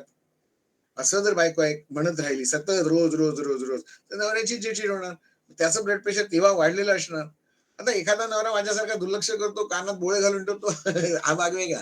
परंतु चिडचिड जर झाली आणि होत असेल आणि एखादा गोष्ट तुम्ही मनाला लावून घेत असेल, एवढी चिडचिड जर झाली, तर निश्चितपणे रक्तदाब तेव्हा वाढलेला असतो. ताण वाढलेला असेल तर. मी एक उदाहरण देतो कायम. मरीन लाईन्सला आपण उभे आहोत. समुद्राच्या त्या क्वीन्स नेकलेसला उभे आहोत. पलीकडच्या बाजूला कोणीतरी आपल्याकडे येतोय, एक 4 वर्षाचा मुलगा आहे. तो क्रॉस करायला बघतोय. पण त्या 6 लेनला एवढा प्रचंड ट्रॅफिक आहे संध्याकाळच्या वेळेला, की तो 4 वर्षाचा मुलगा एकटा आहे, त्याला इकडे यायचं, त्याची आई इकडे राहिलेली आहे. आणि तो 4 वर्षाचा मुलगा पुढे येतोय, परत मागे जातोय, पुढे येतोय, परत मागे जातोय. कोणीतरी कचकचावून ब्रेक दाबतोय. ह्या सगळ्या सिच्युएशन्स डोळ्यासमोर आणून बघा फक्त. प्रचंड वेगाने ट्रॅफिक सुरू आहे, 80-90 स्पीडने, आणि तो 4 वर्षाचा मुलगा क्रॉस करतोय, कुठेही सिग्नल नाहीये आणि तो परत मागे जातोय. त्या आईच्या जीवाचं काय होत असेल बघा. ताण वाढला तर रक्तदाब नैसर्गिकरित्या सुद्धा वाढणार आहे, पण ती त्या त्या वेळेची गरज आहे. एखाद्या वेळेला नागोबा असा आला तुमच्या समोर आणि असा डोळ्याला लागला, प्रेशर वाढणार नाही तुमचं? ताण आला तर प्रेशर वाढणार. शरीर या वेळेला निर्णय घेत असतं. शरीर म्हणजे आता पुन्हा सांगतो, मन, बुद्धी, आत्मा, अहंकार, ह्या सगळ्या गोष्टी ज्या आहेत ना, ह्या आत्म तुम्हाला असं स्फुरण देत असतात की आता तू काय करायचं, काय करू शकतो. जेव्हा असा नागोबा समोर येतोय, माझ्या समोर आत्ता आहे असं जर मी कल्पना केली, तर माझ्या पायामध्ये जर ताकद आली, ताकद आली म्हणजे कोण देणार ताकद? माझं शरीर, माझं मन, माझा आत्मा. माझ्या पायाकडचा रक्त पुरवठा जोरात करतोय. म्हणजे पायाकडचा रक्तदाब वाढवण्याची सिस्टीम आपल्या शरीरामध्ये आहे. आणि मग काय करतं शरीर? मला पटकन उठायला भाग पाडतं. आणि जर मी उठलो, पायात ताकद आलेली जर असेल, तर मी उठून धावत जाईन. मी फ्लाइट घेईन, उडून जाईन. आणि माझ्या हातात ताकद आली तर, माझ्या हातात जर ताकद आली तर माझ्या हातात जे काही आहे ते मी तिथे फेकून मारण्याचा प्रयत्न करेन. म्हणजे माझा रक्तदाब हातांमध्ये वाढवायचा, पायांमध्ये वाढवायचा, हे अगदी सहजपणे आपल्याला कळतं. आणि हे जेव्हा कळतं, तेव्हा आपल्याला तो रक्तदाब त्या अवयवासाठी आहे असं लक्षात येतं. आणि मग आपण कृती करत असतो, जो सिग्नल आपल्याला आत्म मिळालेला असतो. Either fight or flight. मारामारी करा आणि म्हणजे हातांची ताकद वाढवायची की पायांची ताकद वाढवायची, हे सगळं शरीर आपल्याला सांगत असतं. अशांत झोप जर झाली, झोप तर शांत लागलेली नाही, झोपलेलो आहे पण उगाच डोक्यात विचार आहेत, स्वप्न पडलेली आहेत, उगाच उद्याचा विचार आहे किंवा कुठेतरी अशा बघितलेलाच नाहीये अशा प्रदेशात तुम्ही फिरायला गेलात स्वप्नामध्ये, तर तुम्हाला हा ब्लड प्रेशर, रक्तदाब वाढलेला असतो. अति उन्हाळा असेल तर रक्तदाब वाढलेला असतो. सहन होत नाही, सांगता येत नाही, अशा वेळेला रक्तदाब वाढलेला असतो. नवीन लग्न झालेलं आहे आणि त्यांचा शारीरिक संबंध ठेवायचे आहेत आणि तेव्हा तणाव निर्माण झालेला असतो. कुठच्या तरी एका पार्टनरला इच्छा नसते आणि तेव्हा दुसऱ्या पार्टनरचा रक्तदाब वाढलेला असतो. मनाशी संबंधित आहे, शरीराशी संबंधित आहे आणि या गोष्टी आपल्याला विसरून चालणार नाहीत. नैसर्गिकरित्या कधी कमी असतो? ओहोटीच्या वेळेला कमी असणार, थंडीमध्ये कमी असणार, झोप खूप लागली तर कमी असणार, भरल्या पोटी कमी असणार, मन शांत असताना नैसर्गिकरित्या कमी झालेला असणार. ब्लड प्रेशर आणि रक्तदाब हा स्थिर राहण्यासाठी औषध काय आहे? त्याची चर्चा आपण करत होतो की ब्लड प्रेशर स्थिर राहण्यासाठी एकही औषध दुनियेमध्ये उपस्थित नाही, उपलब्ध नाही. तुम्हाला ते नॉर्मल असा शब्द वापरून दाखवतात, परंतु ते नॉर्मल नसतं, ते ऍव्हरेज आहे. ब्लड प्रेशर किती असलं पाहिजे? तर 80-120 दरम्यान असलं पाहिजे. ऍव्हरेज तुम्हाला ब्लड प्रेशर सांगितलं जातंय. तर पहिल्यांदा 80-120 सांगत होतो. आता 120-70 सांगितलं जातं. आता या 80-120 आपण 120 अजून 220 झालं. कोणाची तरी मान खाली आहे, जरा बंद केली प्लीज.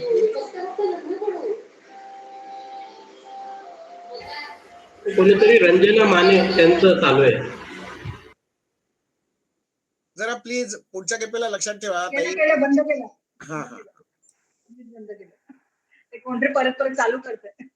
बीपी स्थिर राहण्यासाठी कोणतंही औषध जगात उपलब्ध नाही. मनाला स्थिर ठेवा, मनाला स्थिर ठेवलं की बीपी स्थिर राहतो. भीती काढून टाकली की बीपी स्थिर होतो. सगळ्या व्याख्यानाचा सारांश हा एकच आहे, एवढं लक्षात ठेवा.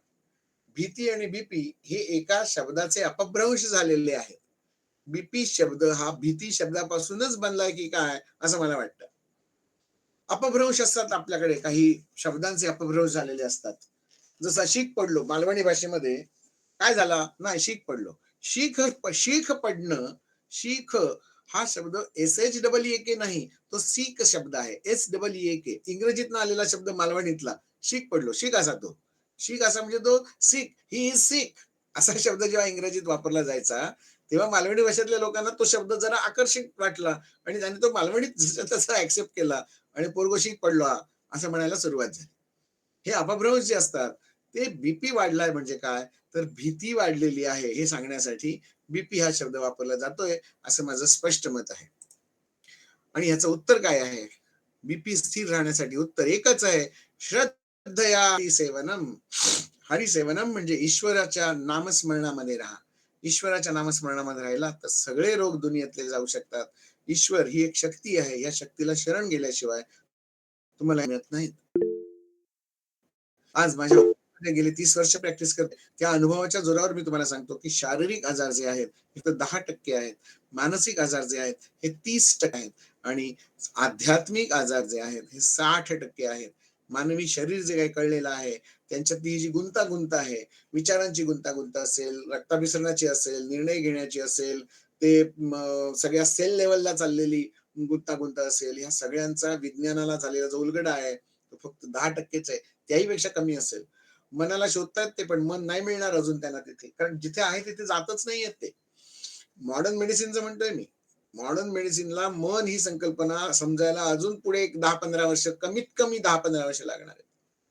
त्यांनी 10-15 वर्ष संशोधन केले पण त्यांना मन मिळतच नाहीये, कारण मन मेंदूत नाहीये, मन हृदयामध्ये आहे. मन भावनेशी संबंधित असतं आणि या हृदयातल्या मनाचा जोपर्यंत विचार करत नाही तोपर्यंत रक्तदाबावरचं औषध मिळणं शक्य नाही. आध्यात्मिक आजार जर असतील तर तुम्हाला उपाय आध्यात्मिक केले पाहिजेत. मानसिक आजार असतील तर उपाय मानसिक स्तरावर केले पाहिजेत आणि शरीरात जर आजार असेल तर उपाय शरीर स्तरावर केले पाहिजेत. जिथे रोग आहे तिथे जाऊन तो शोधला पाहिजे. माझा चष्मा काल परवा हरवला. कुठे हरवला तर माझ्या लक्षातच येईना आणि नंतर लक्षात आलं की मी एका ठिकाणी गेलेलो आणि तिथे लाईट गेला त्या रूम मधला. खूप गच्च काळोख होता. मी माझा चष्मा काढला आणि तिथनं दरवाजातनं बाहेर यायचा प्रयत्न केला आणि तो चष्मा माझा तिथे पडला आणि जो दरवाजा उघडा होता त्या प्रकाशातनं मी बाहेर आलो आणि म्हटलं अरे बापरे, माझा चष्मा आता त्या रूम मध्ये कुठेतरी पडला, आता मला तो शोधला पाहिजे, पण आता लाईट गेलीत, मी कसा शोधू? मी इथेच जरा शोधून बघतो, असं मी माझ्या मुलीला म्हटलं. ज्या खोलीत चांगला येत होता आणि ते हरवलाय, तिथे जाऊन तो शोधला पाहिजे. तुम्हाला कष्ट पडतील, तुम्हाला तिथे काळोख असणार, तुम्हाला तिथे अडचण असणार, तुम्हाला तिथे आणखी मोबाईल नेऊन शोधावा लागेल कुठे पडलाय तो. अडचणीच्या जागा होत्या त्या, पण तुम्हाला तिथे जाऊन शोधा. तुम्हाला 100% माहिती आहे की माझा चष्मा त्याच रूम मध्ये पडलाय, तर तुम्हाला तिथपर्यंत जाऊन ती शोधाशोध करणं आवश्यक आहे. ब्लड प्रेशर जिथनं वाढतंय तिथपर्यंत तुम्हाला पोचलं पाहिजे, तरच ते कमी होईल. असं उगाचच वरच्यावर मलमपट्टी करत राहून शरीराला त्रास देणं हा शरीरावरचा अन्याय आहे, अत्याचार आहे. मूळ रोग आहे भीती. आणि जर औषधं जर तिथे भीतीपर्यंत कामच करत नसतील, मग आयुष्यभर औषधं घ्या. हा, औषधं काय आयुष्यभर घ्यायला सांगितलेलीच आहेत. आयुष्यभर औषधं घ्यायला लागली तरी सुद्धा मला एक वेळ चालतील असं मी म्हणेन. ब्लड प्रेशरची गोळी त्याच्यानंतर सुद्धा 15 दिवस काम करत असते. म्हणजे कसं? म्हणजे एखादा माणूस वारला, त्याला ब्लड प्रेशरची गोळी गेली 30 वर्ष सुरू आहे आणि त्याचं जे 10वं किंवा असं 12वं असतं ना, 10वं-12वं क्रियाविधी असतात, मरणोत्तर क्रियाविधी जे असतात, त्याच्यात तो पिंडदान नावाचा एक कार्यक्रम असतो. पिंड केले जातात, आवाहन केलं जातं, तो आत्मा तिथे येतो, नमस्कार करतात सगळेजण. त्या व्यक्तीला जे आवडणारं असतं ते सगळं त्या व्यक्तीला तिथे त्या दिवशी आणून ठेवलं जातं. काही संकल्प तिथे नवीन केले जातात, की मी तुझ्या मुलाचा सांभाळ करेन, मी तुझं कर्ज फेडायला मदत करेन, मी तुझ्या बँक अकाउंट सगळे क्लिअर करेन, मी तुझं काय मृत्यूपत्र आहे ते आणून त्या वकिलाकडनं ते वाचून घेईन, वगैरे वगैरे सगळे जे काही मुद्दे असतात, ज्याने तो आत्मा शांत होईल, ज्याने तो आत्मा तृप्त होईल, ज्याने तो आत्मा मुक्त होईल, पुढच्या सद्गतीला प्राप्त होईल, ही हिंदू धारणा आहे. तर तिथे काही जण मी बघितलेली आहेत हा अशी उदाहरणं, म्हणून मी मुद्दाम सांगतोय. त्यांना भजी आणून ठेवतात, त्यांना बटाटे वडे आणून ठेवतात, त्यांना चिवडा आणून देतात, त्यांना चकली आणून देतात, विशिष्ट ब्रँडचं विशिष्ट प्रॉडक्ट त्यांना आणून देतात. म्हणजे एखाद्याला लिमका आवडत असेल तर तो लिमका किंवा पेप्सी, त्याला आवडत असेल तर चपटी सुद्धा, देशी सुद्धा चालते, तिथे आणून ठेवतात. सिगरेट ठेवतात, विड्या ठेवतात, चिकन मटण सुद्धा ठेवतात. त्याच्यात जीव अडकला असेल तर ते खा शेवटचं कावळ्या आणि जा उडून, पुढच्या गतीला जा. एवढं सगळं करून सुद्धा तो पिंड त्या तो कावळा जो आहे त्या पिंडाला शिवण्यासाठी तिथे काही येत नाही. तिथे येतो, नाचतो आणि जातो परत. मग कोणाला तरी आठवतं त्या मुलीला किंवा मुलाला, अरे बाबांच्या ना ब्लड प्रेशरच्या रोजच्या गोळ्या घ्यायच्या राहिल्या असणार, त्या गोळ्या तिथे आणून ठेवून बघूया का हो. मग जा रे, घेऊन ये पटकन त्यांच्या नेहमीच्या घ्यायच्या गोळ्या. मग ते 14 गोळ्यांचं पाकिट तिथनं उघडतात आणि त्या सगळ्या गोळ्या, कलरफुल गोळ्या तिथे लावल्यानंतर तो कावळा म्हणतो, बरं झालं आता मला मुक्ती मिळेल. आणि मग तो काळा येऊन लगेच पिंडाला शिवतो. विनोदाचा भाग सोडला तर या बीपीच्या गोळ्या घेण्यासाठी तो आत्मा देखील पुढे 12 दिवस तडफडत राहतो, की गोळ्या चुकल्यात की काय, चुकल्यात की काय. एवढी सवय झालेली असते या बीपीच्या गोळ्यांची. आणि त्याच्या मागचा एवढा कारभार जो आहे चाललेला, तो आपल्या लक्षात येत नाही. म्हणजे एका गोळीमुळे दुसरा रोग, दुसऱ्या गोळीमुळे तिसरा रोग, त्याच्यामुळे चौथ्या गोळ्या आणि त्याच्याने 5वा रोग, ही जी काही रोगांची मालिका सुरू आहे, ह्या रोगांच्या मालिकेचं मूळ कुठे आहे असं जर शोधण्याचा प्रयत्न केला, तर ही बीपी आणि त्याच्या मागची भीती, ही 2 कारणं आपल्याला मिळतात. हा आजार सायकोसोमॅटिक आहे, मनोशारीरिक आजार आहे. मनाचा शरीरावर झालेला परिणाम, शरीराचा मनावर झालेला परिणाम, व्हाईस वर्सा असं म्हटलं तरी चालू शकतं. त्याचं उत्तर काय आहे? उत्तर एकच आहे, श्रद्धया हरिसेवनम. ज्या माऊलीने मला ज्या स्थितीमध्ये ठेवण्याचा निर्णय घेतला, ती स्थिती माझ्यासाठी योग्य आहे असं माऊलीला वाटतंय, म्हणून माऊलीने मला असं ठेवलंय. चक्कर आली, चक्कर आली, चक्कर आली, पडलं पडलं पडलं पडलं पडलं, धरलं डोकं आणि टेकवलं खाली. आता तुला त्या ईश्वराला असं वाटतंय की तू आडवं राहावंस आणि तुझ्या मेंदूला रक्ताचा पुरवठा जास्ती व्हावा, म्हणून तुला चक्कर आणली जाते आणि तुझ्या शरीराला आडवं झोपवलं जातं, पाडलं जातं, मुद्दाम पाडलं जातं. ब्लड प्रेशर येणाऱ्या व्यक्ती, ब्लड प्रेशर वाढलेल्याचं पहिलं लक्षण जे दिसतं, कॉमन सिम्पटम, आडवं पडावंसं वाटतं त्या व्यक्तीला, बसावंसं वाटतं आणि नुसतं बसून नाही चालत, त्याला आडवं झोपावंसं वाटतं आणि त्याला आजच्या भाषेमध्ये हेड लो पोझिशन ठेवायला सांगतात, डोकं खाली करून झोपायला सांगतात. पडलं पडलं पडलं पडलं पडलं. आता इथे एवढं पण नाही, पाय मागणं वर उचलायचे, एवढे उचलायचे की त्याच्या हृदयाच्या रेषेच्या वर पायाच्या हे घेतलं पाहिजे, म्हणजे पायाकडचं ते रक्त सगळं आहे हे मेंदूकडे उतरवणं अपेक्षित असतं, तर ती चक्कर कमी होते. कारण मेंदूला ज्या पद्धतीमध्ये रक्त ग्रॅव्हिटेशनल फोर्सने जे आवश्यक असतं, कारण हृदयाचं काम तेव्हा जरा विकृत झालेलं असतं, मग ग्रॅव्हिटीने जर त्याला रक्त मिळालं तर ते सोपं होतं. आणि म्हणून या ग्रॅव्हिटी येण्यासाठी ही हेड लो पोझिशन सांगितली जाते. बीपी स्थिर राहण्यासाठी औषध काय आहे? नामस्मरण हेच औषध आहे.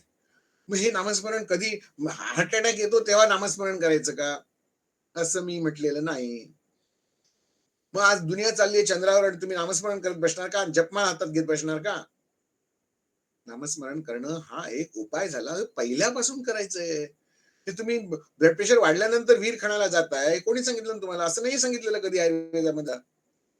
तुम्हाला त्याची पूर्ण तयारी करायची आणि हरीचं नाव जर तोंडात यायला पाहिजे असेल तर हरी हरी म्हणण्याची सवय ठेवा जन्मापासून. नारायण नारायण ते नारद मुनीच्या तोंडामध्ये येतोय, कारण तो लहानपणापासून नारायण नारायण असंच म्हणत तो फिरतोय सगळीकडे. फक्त प्रल्हादाच्या मुखामध्ये पहिला शब्द आई बाबा नाही आलेला, नारायण हा त्याने पहिला उच्चारलेला शब्द आहे. कारण तो ज्या वास्तव्याला होता आईच्या गर्भावस्थेमध्ये असताना तेव्हापासून तो नारायण शब्द ऐकतोय. मला सांगायचा आहे भाग काय, तर जे नामस्मरण तुम्हाला पुढे आयुष्यात उपयोगी पडणार आहे त्याची सवय ठेवा, सुरुवातीपासून ते म्हणण्याची तयारी ठेवा. काय जे वाटेल त्या देवाचं नाव तुम्ही घेतलं तरी चालेल. श्री गुरुदेव दत्त म्हणा, ओम नमो भगवते वासुदेवाय म्हणा, ओम नमः शिवाय म्हणा. काय तुम्हाला स्त्रियांना ओम लावायचा नाही, नुसतं नमः शिवाय म्हणा. पांडुरंग हरी वासुदेव हरी म्हणा. देवाचं नाव घ्यायला बंधन, स्थळ काळची परमिशनची गरज नाही. तुम्ही शौचामध्ये असा, अशौचामध्ये असा, रविवार असू देत नाही तर बुधवार असू देत, मांस खाल्लेलं असू देत अगर नसू देत, मद्य पालेला असू देत अगर नसू देत, कुठेही कसंही नाम घ्या हे आपल्याला सांगितलेलं आहे. गोंधळकर महाराजांचं अख्खं प्रवचन, त्यांचं अख्खं आयुष्य त्यांनी फक्त नाम या एका विषयाला वाहून घेतलेलं होतं. ते असं तर म्हणत होते की ईश्वरापेक्षा सुद्धा नामस्मरण जास्ती महत्वाचं. ईश्वराच्या दर्शनापेक्षा नामस्मरण म्हणा.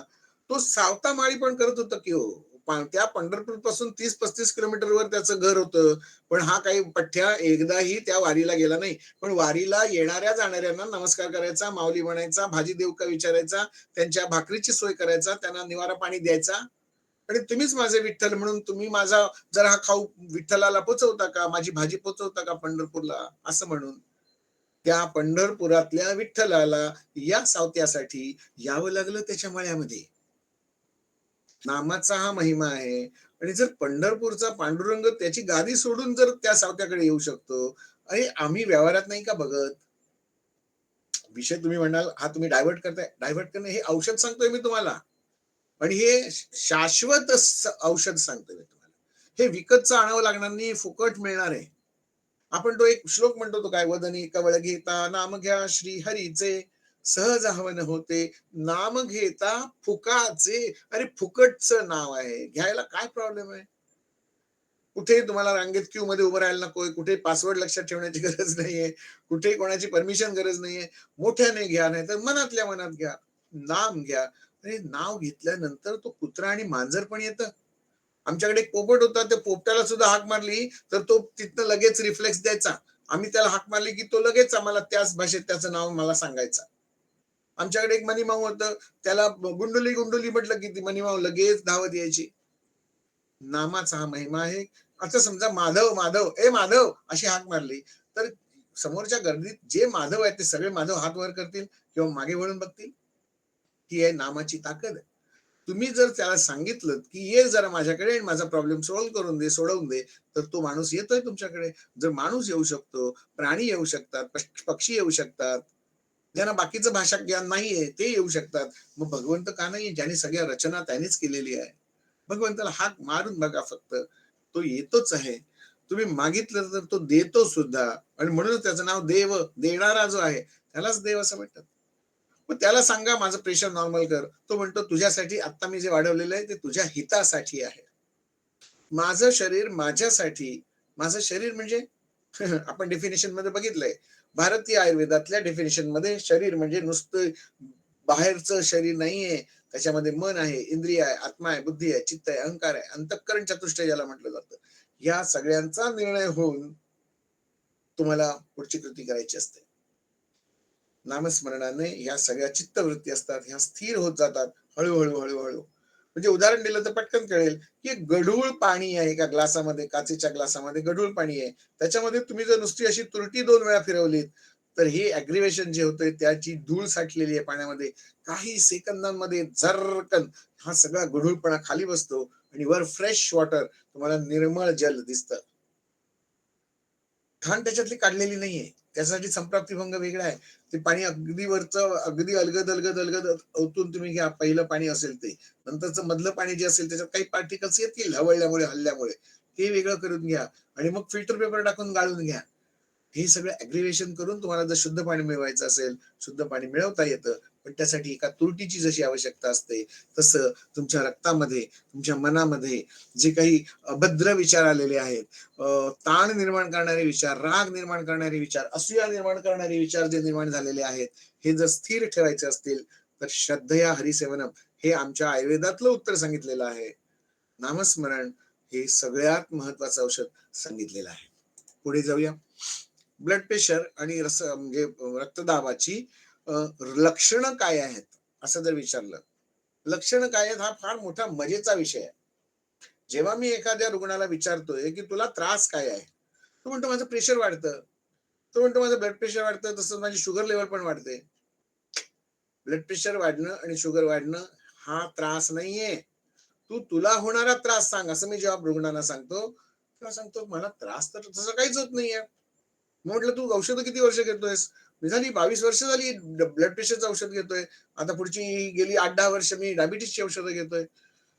मी सगळं घेऊन काय करतोयस, काय कशासाठी नेमकं करतोयस? डॉक्टर सांगतात म्हणून घेतो. कधी कळतं? तपासतात तेव्हा कळतं. तपासूच नकोस. न रहेगा बाज न बजेगी बासुरी. एवढं सोपं आहे का? हो, एवढं सोपं आहे. ब्लड प्रेशरला 4 आण्याची कोंबडी आणि 12 आण्याचा मसाला करून दिलेला आहे. ब्लड प्रेशरमुळे होणारे त्रास जे आहेत, हे त्रास आयुर्वेदानुसार वातज, पित्तज, कफज या लक्षणांमध्ये जर आपण मिसळले, तर हे त्रास आयुर्वेदिक औषधांनी कमी होऊ शकतात. पण वाढलेला रक्तदाब तुम्हाला कमी करून दाखवायचा असेल, तर जादूची कांडी फिरवल्यासारखं करता येत नाही अशातला भाग नाही. पण ती किती वेळ टिकणार आहे? हो, ज्यांनी रोग शोधून काढला, ज्यांनी ॲलोपॅथीने औषधं शोधून काढली, त्यांनाच जर ते अशक्य आहे, तर ज्यांच्या पॅथीमध्ये ज्या रोगाचं नाव सुद्धा नाहीये, त्याच्या औषधांनी ते प्रेशर मी नॉर्मल करतो असं हट्टाने म्हणण्याची काही आवश्यकताच नाहीये. हो, त्यांनाच त्यांचं सावरत नाहीये. तुमचं आवरायला तुम्ही कशाला जाताय त्यांच्या अंगणात? आधी तुमचं घर आवरा ना. आपल्या आयुर्वेदामध्ये जे काही सांगितलेलं आहे, ते आम्ही आज नीट वाचण्याचा तरी प्रयोग करूया. मग त्यांच्या यंत्राने तपासलेलं यंत्र त्यांना ते वाढलेलं दाखवतोय. मला आधी सांगा, की यंत्राने सांगितलेला रिपोर्ट खरा मानायचा, की या शरीरासारखे दुसरे यंत्र नाही, असं रामदास स्वामींनी सांगितलंय. या यंत्राकडे म्हणजे क्लिनिकल असेसमेंटला जास्ती महत्व द्यायचं. क्लिनिकल असेसमेंट ही सगळ्यात जास्ती महत्वाची आहे. पॅथॉलॉजिकल किंवा अन्य कोणत्याही तपासण्यांपेक्षा असं बाकीची सिस्टीम सुद्धा सांगते. मग आम्ही फक्त यंत्रांवर अवलंबून राहून आयुर्वेदामध्ये सांगितलेल्या वैद्य संवेद्य लक्षण आणि रुग्ण संवेद्य लक्षण यांना आम्ही बाजूला ठेवतोय आणि तिसरंच नको ते भलतच यंत्र संवेद्य लक्षण. बरं, यंत्रातले दोष मी तुम्हाला सांगितले. मग याची लक्षणं काय काय असतात? प्रत्येकाची लक्षणं वेगळी असतात. ज्यांच्या शरीरात वात वाढलेला असतो त्यांची लक्षणं फार वेगळी दिसतात. ज्यांच्या शरीरात कफ वाढून जर ब्लड प्रेशर वाढलेलं दिसत असेल, आता पुन्हा मी एकदा सांगतो की ब्लड प्रेशर वाढलेला हा दाब, हा रोग आधीच मुळात नाहीये, ती त्यावेळची अवस्था आहे. आता रात्री 8:55 झालेली आहेत. आत्ताच माझा रक्तदाब किती आहे? तर तो आताचा 136/82 एवढा मिळतोय.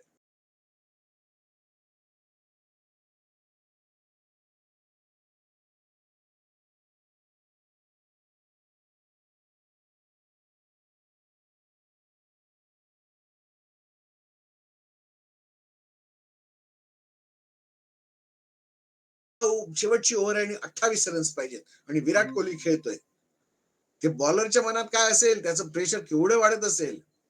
त्या वेळेला जर कूल हेड एखादा धोनी सारखा जर बॉलर असेल, आता तो विकेटिंग करतोय पण तो तसा जर कूल हेड असेल, बुमराह सारखा जरी कूल शांत, काय त्याच्यात विकेट पडली तरी आणि 4 गेली तरी 6 गेली तरी चेहऱ्यावरची माशी सुद्धा हलत नाही. अशी मंडळी स्थिर प्रवृत्तीची जी लक्षणं वेगळी राहणार. चक्कर येणं, डोळ्यासमोर काळोख येणं, धडधडल्यासारखं वाटणं, अंगाला घाम सुटणं, लघवी झाल्यासारखं वाटणं, घशाला कोरड पडणं, काही सुचणं नाही, काही सुचत नाहीये, काही दिसत नाहीये, मला पडलं पडलं पडलं पडलं आणि अचानक पीठ येऊन पडणं, इथपर्यंत लक्षणं वाढत जाऊ शकतात. आता ही लक्षणं असली, मी तुम्हाला पुढे स्लाइड दाखवणार आहे, ही सगळी लक्षणं असली म्हणजे ब्लड प्रेशर मला आहे का, हे वाढवण्याचं कारण आयुर्वेदानुसार जर विचार करण्याचा प्रयत्न केला तर तुम्हाला त्याची उत्तर मिळतील. हे सगळं का वाढलंय, त्यामागची पार्श्वभूमी लक्षात घ्या. घरात कोणाचं तरी मैत झालेलं आहे, ती बातमी मला एखाद्याला सांगायची आणि ह्याला वाटे चक्कर आली, एवढा टेन्शनचा भाग असतो ना, त्याची बातमी सांगणं, डिक्लेअर करणं. डॉक्टरला सुद्धा त्यावेळी टेन्शन असतं. न जाणो कदाचित जर ते प्रेत जिवंत झालं परत, तर ह्या डॉक्टरला जिवंत जातील लोक. त्यामुळे ते डेथ सर्टिफिकेट देणं आणि हे फार जिकिरीचं काम असतं, रिस्की काम असतं. खरोखरच जर दुर्दैवाने असं एखादं झालं तर लक्षणं वेगवेगळी राहणार आहेत हो प्रत्येकाची, एवढं फक्त लक्षात घ्या. वाताच्या प्रकृतीची लक्षणं, खूप घाम येणं, अस्वस्थ असणं, चंचलपणा, इकडे तिकडे फेऱ्या मारणं, निर्णय नीट घेता येत नाहीत. वाताची जी लक्षणं आहेत ते आणखीन प्रकोपामध्ये भरेल, ती लक्षणं त्यावेळेला ब्लड प्रेशरची त्या व्यक्तींना दिसू शकतात. पित्त प्रकोप झालाय, डोक्याची आग होते, डोळे लालबुंद होत आहेत, प्रचंड ऍसिडिटी वाढतेय, ठोके खूप असे ढक ढक ढक ढक ढक ढक असे वाढतायत, नागगती ज्याला म्हणतात नाडीमधली नागगती त्याच्यातनं मिळायला सुरुवात होईल. पित्ताचा प्रकोप झाल्यानंतर जे जे होतं त्याच्यात आणखीन भर पडल्यासारखी होते, ह्याला म्हणतात ब्लड प्रेशर. आणि कफाचा अतिशय शांत कूल हेडेड असतो, याला काही लक्षणं दिसत नाहीत, अचानक तो खाली पडतो, असं सुद्धा होऊ शकतं. त्यामुळे कोणतेही लक्षण न दिसताना सुद्धा एखाद्या व्यक्तीला ब्लड प्रेशर वाढू शकतं का, हो वाढू शकतं. अटॅक येऊ शकतो का, हो येऊ शकतो. मृत्यू हा कधीही ब्लड प्रेशरचं, म्हणजे तुम्हाला परत सांगतो, मृत्यू येण्यासाठी कुठच्या रोगाचं तो कारण शोधतच नाही. आणि मग अशा वेळेला काय करायचं असतं, अशा वेळेला उत्तर एकच करायचं असतं की आपण ज्या परिस्थितीमध्ये आहोत त्या परिस्थितीमध्ये अत्यंत शांत राहून आपण आपला विचार करत राहायचा आणि आपलं काम करत राहायचं, हाच सगळ्यात महत्वाचा विचार आहे. रोगाची लक्षणं जी आहेत ही लक्षणं फार वेगवेगळी येतात आणि ह्या लक्षणांना कॉमन फॅक्ट्स असं जर द्यायचं लक्षण ठरवलं तर ती दिसत नाही. पण व्यवहारामध्ये रक्तदाब सांगण्याच्या काही पद्धती असतात आणि ह्या पद्धती देशानुसार प्रदेशानुसार बदलत जातात. मालवणी भाषेमध्ये रक्तदाब सांगण्याच्या पद्धती किंवा एखाद्या रोगाची लक्षणं सांगण्याच्या पद्धती जर विचारल्यात तर वेगवेगळ्या पद्धतीने सांगितलं जातं. सतत भीती वाटते, धडधडते, थरथरते, विरविरते, छातीतून कळा येतात, घाम येतो, चक्कर येते, नीट दिसत नाही, विचारांनी झोप येत नाही, दचकून जाग येते, बोलायला जमत नाही, राग सहन होत नाही, उगाच शंका येत राहतात, एकटेपणाची भीती, उत्साह नाही, लैंगिक समस्या, अचानक डोके दुखते, ही सगळी लक्षणं व्यवहारामध्ये रक्तदाबाशी जोडली जातात. परंतु पुन्हा एकदा सांगतो, स्लाइड शेअर थांबल्या, अनघा बोलते, स्लाइड शेअर थांबलेलं.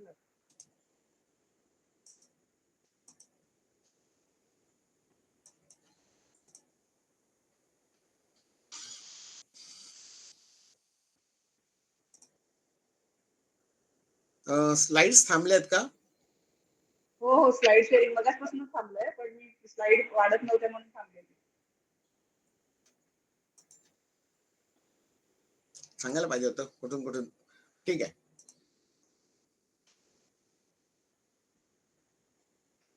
हे श्रद्धे हरिसेवनम इथपर्यंत दिसलेलं का? अच्छा ठीक आहे. व्यवहारामध्ये रक्तदाब सांगण्या, आता दिसते स्लाइड. हो सतत हो, दिसते सर, दिसते. सतत सतत भीती वाटते, धडधडते, थरथरते, विरविरते, छातीतून कळा येतात, घाम येतो, चक्कर येते, नीट दिसत नाही, विचारांनी झोप येत नाही, दचकून जाग येते, बोलायला जमत नाही, राग सहन होत नाही, उगाच शंका येत राहतात, एकटेपणाची भीती, उत्साह नाही, लैंगिक समस्या येतात, अचानक डोकं दुखतं, ही सगळी लक्षणं व्यवहारामध्ये रक्तदाबाची सांगितली जातात. कदाचित असू शकतं असंही वाटलं जातं. परंतु ह्या सगळ्या लक्षणांना जर वेगळं वेगळं जर आपण बघितलं तर ह्या प्रत्येकाचं लक्षण भीतीशी आहे. बीपी वाढण्याचं कारण भीती, असं जे मी सांगतोय, हे पहिलंच लक्षण, भीती वाटते, धडधडतं, आणि मग ह्या सगळ्या लक्षणांनी आणखीन भीती वाढते, आणखीन भीती वाढते, आणि मग काय होतं, आणखीन भीती वाढते आणि मग चक्कर आल्यासारखी वाटते. मग ह्याच्यातलंच एखादं लक्षण, आणखी मग मग हेच बाकी आणखी याच्यापेक्षा काहीच नाहीये. ह्या सगळ्यांनी रक्तदाब जो वाढला जातो तो वाढवला जातोय, शरीराकडनं वाढवला जातोय. शरीरातलं वात, पित्त आणि कफ यांना इम्बॅलन्स केलं जातं आणि मग तुमच्या विचारांमधनं सुद्धा ते येतं, इंद्रियांमधनं पण येतंय. मला वाटतं आपण इथे थांबूया असं मला वाटतंय. बीपी कसा कमी होईल इथनं आपण पुढच्या सेशनला इथनं सुरुवात करू. आता अर्धा तास आपण प्रश्नोत्तर घेऊया. आता मी जे बोललो त्या विषयामध्ये जर तुमच्या मनात प्रश्न काही असतील, मी माझं प्रेझेंटेशन स्टॉप करतो आणि आपण प्रश्नोत्तरच घेऊ. आता बरोबर 9 वाजलेत. अर्ध्या तासामध्ये आपण सेशन थांबवूया, कारण मागच्या खेपेला नंतर मला काही जणांनी सांगितलं की आम्हाला ऐकायचं होतं, परंतु आम्हाला आणखीन कामं होती. त्यामुळे आपण सेशन वेळेत सुरू करूया आणि वेळेत थांबवूया. म्हणून मी 8 ते 9 आज मी मुद्दाम 1 तास मी वेळेत बरोबर बोललो आणि 9 ते 9:30 आपण अर्धा तास चर्चा करूया. तुमच्या मनात जे प्रश्न असतील, आता मी जे बोललो त्या विषयात जर काही तुमचे अनुभव असतील, हे अनुभव पण आपण एकमेकांशी शेअर करूया. औषधांचे इफेक्ट, साईड इफेक्ट याची चर्चा करूया आणि तुमच्या मनात मी आता जे बोललो त्याविषयी जर समज गैरसमज असतील तर तेही आपण लगेचच्या लगेच पूर्ण करून टाकू. कोणाचा प्रश्न असेल मी बोलू का सर? समीरजी. नमस्ते गुरुजी. दोन प्रश्न आहेत. बोला. अस्थमा हा असा आजार आहे की याच्यामध्ये आयुर्वेदामध्ये काही दिसतच नाही त्याचं सोल्युशन, असं काही आहे का? म्हणजे असंच आहे का? आणि दुसरा एक महत्वाचा प्रश्न आहे, 1955 मध्ये एक कायदा आला, म्हणजे आहे तो अजून, की आयुर्वेद आणि जे नॅचरल रेमेडी आहे ते काहीतरी ढोंग आहे. हे कितपत खरं, म्हणजे खरोखरच असं आहे का की इलिगल आहे? असं असूच कसं शकतं? कारण का आता बाबा रामदेवचं काय झालं होतं ते, याच्यामध्ये जरा खुलासा केला तर बरं होईल.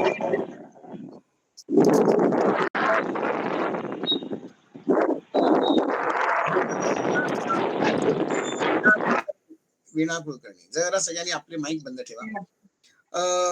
दादानी 2 प्रश्न विचारलेत. एक कायद्याची अडचण असा एक प्रश्न विचारलाय आणि दुसरा प्रश्न काय विचारला समीरजी? दमाचं काही हे आहे काय? सांगतो. दमा हा आजार जो आहे, हा आजार पूर्णपणे त्याचा स्रोतच वेगळा आहे. हा प्राणव स्रोताशी संबंधित असलेला आजार आहे. अस्थमा असं आज ज्याला म्हटलं जातं, त्याला आयुर्वेदामध्ये वेगळी नावं दिलेली आहेत. श्वास लागणं किंवा श्रमजन्य श्वास, फुफ्फुसांशी संबंधित असलेला आजार सांगितलेला आहे. कदाचित तो हृदयाशी संबंधित सुद्धा येऊ शकतो, कदाचित पोटातल्या गॅसमुळे सुद्धा असू शकतो. मूळ कारण आयुर्वेदानुसार अस्थमा जो सांगितलाय, पोटात आमाशयाशी संबंधित सांगितलाय, कफ धातूशी संबंधित सांगितलाय, कफ दोषाशी धातू शब्द चुकला, कफ दोषाशी संबंधित असलेला आजार आहे. त्याला वाताची जोड मिळाली तर त्याचं पुढे अस्थमामध्ये रूपांतर होतं. म्हणजे अस्थमा हा रोग आयुर्वेदात सांगितलेला आहे. अर्थात काही रोग असाध्य पण सांगितलेले आहेत, काही याप्य सांगितलेले आहेत, काही सहज साध्य सांगितलेले आहेत. आपल्या अवतीभोवती असलेलं वातावरण जे आहे किंवा लहानपणापासून आपण घेत असलेला आहार जो आहे, साधा प्रदेश बदलला, म्हणजे माझ्या वडिलांना दमा जो होता तो इथून म्हणजे कुडावरनं जर ते कोल्हापूरमध्ये गेले तर त्यांचा दम कमी व्हायचा. घाट माथा चढून वर गेले, हवा बदलली तरी सुद्धा दम कमी व्हायचा. म्हणजे समुद्र सपाटीला हवा जी आहे ही हवा थोडीशी आर्द्र आहे, ह्युमिडिटी जास्ती आहे आणि अशा ठिकाणी दम आणि त्वचा विकार हे दोन्ही विकार जास्ती दिसतात. आणि आता जेव्हा नॅरोईंग ऑफ द आर्टरीज किंवा व्हेसल्स किंवा ल्युमेन्स ज्या आहेत, फुफ्फुसांच्या रक्त धमन्या आहेत किंवा वायुकोश आहेत, यांचं आकुंचन जर झालेलं असेल तर तुम्हाला श्वास घ्यायला तसा त्रास होणार आहे. आणि हवा वृक्ष जेव्हा होते, वृक्ष म्हणजे कोरडी, घाट माथा चढून दाजीपूरवर गेलात किंवा गगनबावड्यातनं वर गेलात किंवा इकडनं आंबोलीतनं वर गेलात की हवा ही कोरडी व्हायला सुरुवात होते आणि कोरड्या हवेत दमा कमी होतो. त्यामुळे दमा हा जो आजार आहे आयुर्वेदात सांगितलेला आहे. त्याचे 1-2-4 प्रकार सांगितलेले आहेत. वाताचा, पित्ताचा, कफाचा हे पण सांगितले. महाश्वास, श्वास हा मूळ आजार सांगितलेला आहे, आजार सांगितलेले आहेत. त्याची लक्षणं सांगितलेली आहेत. प्रकृतीनुसार ज्यांची प्रकृती वाताची असेल त्यांचा दम कमी व्हायला वेळ लागतो. कफाची प्रकृती आणि पित्ताची प्रकृती यांचा दम लगेच कमी व्हायला मदत होते. दुसरा प्रश्न तुम्ही विचारलात, कायदेशीर अडचणी जे येत आहेत, ज्या रामदेव बाबांना सुप्रीम कोर्टाकडनं ऑर्डर आलेल्या आहेत. भारतामधली परिस्थिती आजची अशी आहे की मीडियामधनं ज्या बातम्या जातात कोर्टापर्यंत, त्या बातम्या आणि प्रत्यक्ष कायदे जे असतात हे ह्या सगळ्या न्यायाधीशांचा आयुर्वेदाचा अभ्यास जेवढा सखोल असला पाहिजे तेवढा तो असत नाहीये आणि मग त्याच्यातनं काही गैरसमज होऊ शकतात आणि मग टीका होऊ शकते. आज अनेक कंपन्या अशा आहेत ज्या मल्टीनॅशनल्स आहेत, त्या कंपन्यांचे जाहिराती ज्या आहेत त्या इतक्या तद्दन खोट्या जाहिराती आहेत. आता बोलायला लागलो तर विषय चेंज होईल, परंतु व्यवहारामध्ये तुम्हाला सुद्धा दिसतंय ती मॅगीची जाहिरात असू देत किंवा अन्य कोणत्याही नेसलेच्या जाहिराती असू देत किंवा अन्नपूर्णा आटा, किसान आटा यांच्या ज्या जाहिराती आहेत त्याच्यात जे सांगितलं जातंय ते प्रत्यक्षात तसं त्यांच्यात काही दिसत नाही आणि अवाढव्य दावे केले जातात. परंतु परमपूज्य रामदेव बाबांचं काम जे आहे हे अत्यंत प्रामाणिकपणे काम ते करतायत. त्यांचे सगळे डॉक्युमेंट्स, एव्हिडन्स त्यांनी एका पुस्तकाद्वारे सुद्धा त्यांनी नमूद केलेले आहेत. त्यांच्या हरिद्वारच्या रुग्णालयाला सुद्धा मी जाऊन भेट देऊन आलेलो आहे आणि म्हणजे मी त्यांना सर्टिफिकेट देणारा मी मोठा निश्चितच नाही. मी एक सामान्य कार्यकर्ता त्यांचा होतो. जिल्ह्याचा अध्यक्ष म्हणून काम जबाबदारी होती. त्यामुळे त्या कामाशी मी जोडला गेलेलो आहे म्हणून मी अधिकाराने तेवढं नक्की सांगू शकतो की याच्या राजकीय षडयंत्राचा भाग आहे. कायदा हा कधीही अडचणीचा भाग असू शकत नाही. ही वॉर्निंग असते फक्त की तुम्ही असं करू नका. पण असं काही वेळा भारतीय कंपनी जेव्हा एखादी स्वदेशी कंपनी जेव्हा मल्टीनॅशनलला टक्कर द्यायचा प्रयत्न करत असते तेव्हा काही जणांचं पोट दुखतं, काही जणांचे डोळे दुखतात, काही जणांची बुद्धी विकृत होते. असंही सगळं प्रकरण आहे. त्यामुळे याच्यात स्वदेशी आणि मल्टीनॅशनल्स हा जो लढा आहे त्याच्यामध्ये आपल्या न्यायावर माझा विश्वास नाही असं नाही, सुप्रीम कोर्टाचा मी अनादर करतोय असंही नाही, परंतु इथे काही वेळा हे राजकारण आहे असं म्हटलं तरी चालू शकतं. आणखीन जास्ती स्पष्ट बोलायला नको असं वाटतं मला. आणि हा विषय आपण आणखीन पुढे नेऊया. आणखीन कोणाच्या मनात प्रश्न असतील तर नक्की विचारूया. गुरुजी नमस्कार. बोल बोल बोल वीणा हॅलो. बोल. माझा एक प्रश्न असा होता की गेली 16 वर्षे मी बीपीची गोळी खाते ऍक्च्युली आणि ती आता मला बंद करायची. गेले 8 दिवस मी घेतलेली नाहीये. काल चेक केली तर 148/90 आले बीपी. तुम्ही चेक केलं की ते वाढलेलं मिळणार. कारण जेव्हा तुम्ही चेक करता तेव्हा जे काही कर्मकांड केलं जातं त्या कर्मकांडामधनं तुमच्या मनावर म्हणजे तुमची भीती वाढली जाते. काही पेशंट जे वात असतात ना त्यांना पहिल्यांदाच ते बीपी मशीन, ते डॉक्टर, ती एसी रूम, ते एकदम चकाचक वातावरण, पांढरी शुभ्र चादर अशा वातावरणामध्ये गेल्यानंतरच भीती वाटायला सुरुवात होते.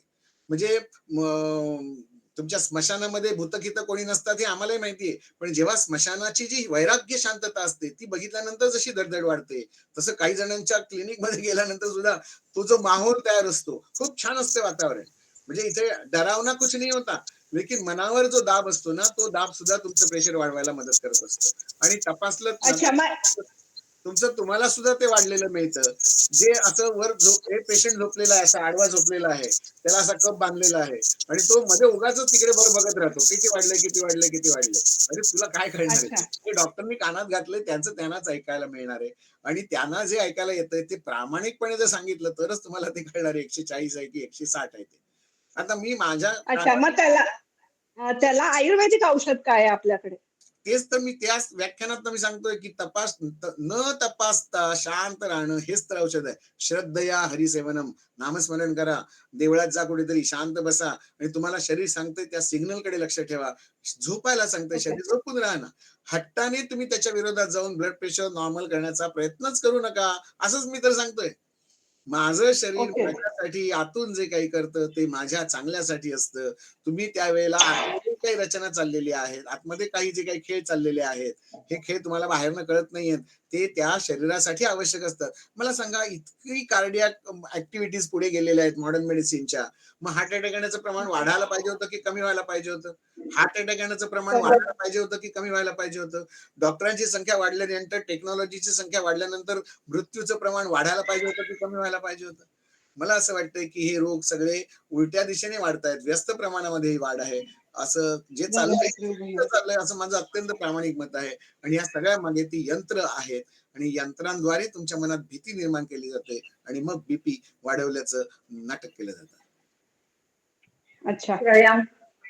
व्यायाम करा ना, तुम्ही प्राणायाम करा, मनाला ध्यान. मी तुम्हाला उपाय सांगणार आहे, पुढचे भाग होणार आहेत ना आपले, त्याच्यात मी उपाय सांगणार आहे. परंतु हे असे उपाय नुसतं एक उपाय सांगितला आणि तो केला म्हणजे तुम्हाला बरं वाटणार आहे का?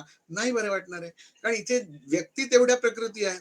तुम्हाला प्रत्येकाला नामस्मरणावर जर विश्वासच नसेल, मी आता ठामपणे सांगतोय कारण माझा देवावर विश्वास आहे, परंतु आता ऐकणाऱ्यांमध्ये अनेक जण असे आहेत की जे नास्तिके असू शकतात.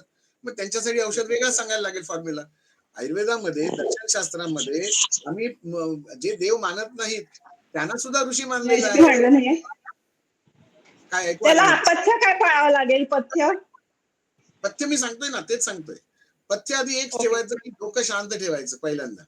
मग कुठेही बरोबर. पॅनिक व्हायचं नाही. इंग्रजी करायचं तर पॅनिक व्हायचं नाही, शांत राहायचं. शांतपणे विचार करायचा. समोरचा माणूस तुम्हाला घाबरवण्याचा प्रयत्न केला तरी घाबरायचं नाही. असं झालं सगळं तर काय करायचं? मग तुमचं नॉर्मलच राहणार आहे. मग तुम्हाला गरजच नाही आणि ते वाढेल. जे वाढेल, वाढलेलं असेल ती तुमची त्या वेळची गरज असेल. आता मला आणखीन एक सिच्युएशन तुम्हाला मी सांगतो. तुम्ही दात काढायच्या दवाखान्यात गेलात. त्याच्या हातात तो आधीचा एक पेशंट जो आहे, तो मोठ्याने बेंबटतोय. त्याला ती भूल नीट केलेली नाहीये आणि त्याचा दात खेचण्याचा प्रयत्न केला जातोय आणि बाहेर बसलेल्यांचं ब्लड प्रेशर वाढलेलं असणार नाहीये? असणार आहे. आपलाही नंबर तिथे लागणार आहे. हे बघून त्यांचंही सुद्धा प्रेशर वाढत असतो. आणि त्यामुळे तुम्हाला सांगतो, की हे कानात कापूस घालायचे. काय चाललंय ऐकायचं नाही. ती जी गांधीजींची 3 माकडं आहेत ना, असं राहून जर तुम्ही बघितलं, तपासण्याच्या भानगडीत पडू नका. एका वाक्यात जर सांगायचं झालं, तुम्हाला ब्लड प्रेशर नॉर्मल व्हायला पाहिजे असेल, तर ते आधी तपासूनच घेऊ नका. अज्ञानामध्ये सुखी राहा असं मी म्हणेन. माझा 56 वय आहे. 56 वर्षामध्ये मी आजपर्यंत चुकूनही माझं प्रेशर किती आहे बघितलेलं नाही. चुकूनही माझी शुगर किती आहे मी बघितलेली नाही. चुकूनही माझं कोलेस्ट्रॉल किती आहे मी बघितलेलं नाही. माझा ईसीजी मी काढून बघितलेलं नाही. मला बघायला गेलं तर मला फुकट सगळ्या व्यवस्थांमधनं मला मिळणार आहे. मी डॉक्टर असल्यामुळे. पण ह्या चुकूनही माझ्या मनावर जर विकृत परिणाम झाला तर मला जर कुठेतरी 180 जर शुगर मिळाली किंवा 180 जर माझं ब्लड प्रेशर मिळालं, तर वाढणार नाहीये? माझ्या आत्ता मगाशी एका मित्राचा मला फोन आला, की तो म्हणतोय, की "तू एवढं या अशा प्लॅटफॉर्मवर एवढ्या बड्या माणसांसमोर तू एका मोठ्या सिस्टमच्या विरोधात जाऊन बोलतोयस. तुझं ब्लड प्रेशर वाढत नाही?" असं मला विचारतात. आणि म्हटलं, "वाढणारच आहे. एवढ्या सिस्टमच्या प्रवाहाच्या विरोधात जाऊन मी बोलतोय. माझं प्रेशर वाढण्यासाठी मी काय करतोय? मी नामस्मरण करतोय. श्रद्धया हरिसेवनम. माझ्या प्रिस्क्रिप्शनवरची टॅगलाईनच आहे. ईश्वर रोगमुक्त करणार मी निमित्त मात्र. ही टॅगलाईन आहे माझी. माझा ईश्वरावर पूर्ण विश्वास आहे. पण प्रत्येकाचं असेलच असं नाही. मग त्यांनी त्यांनी ते उपाय करावेत. अंघोळ करा. शांतपणे गार पाण्याची अंघोळ करा. डोक्यावरनं अंघोळ करा. अगदीच नाही जमलं, कानाला हात लावा. आचमन करा. आचमन केलं तरी प्रेशर कमी होतं. मग गाय असेल गायीच्या पाठीवरनं हात फिरवा. बकरी असेल बकरीच्या पाठीवरनं हात फिरवा. म्हशीच्या पाठीवरनं हात फिरवलं तर काय होतं मला माहित नाही. बैलाच्या आणि बोकडाच्या मला माहित नाही. पण गायीचा निश्चितपणे मी अभ्यास केला आहे. गायीच्या पाठीवरून तोंडापासून पूर्ण 2 शिंगांच्या मधनं गाय मारकुटी नाही. पाठीवरनं हात फिरवत अगदी शेपटापर्यंत तुम्ही गायीला 3 फेऱ्या, 5 फेऱ्या, 11 फेऱ्या घाला. मनोभावे नमस्कार करा. तिच्या शरीरातून तो हात चाटायला द्या गायीला. आणि तरी सुद्धा तुमचं प्रेशर नॉर्मल झालेलं दिसतं. इथे वाळपईमध्ये गोशाळा या गोशाळेमध्ये मी दर महिन्याला जात असतो. गायींची सेवा करताना ती जी माणसं आहेत त्यांना कोणते आजार नाही आहेत लक्षात येत जातं.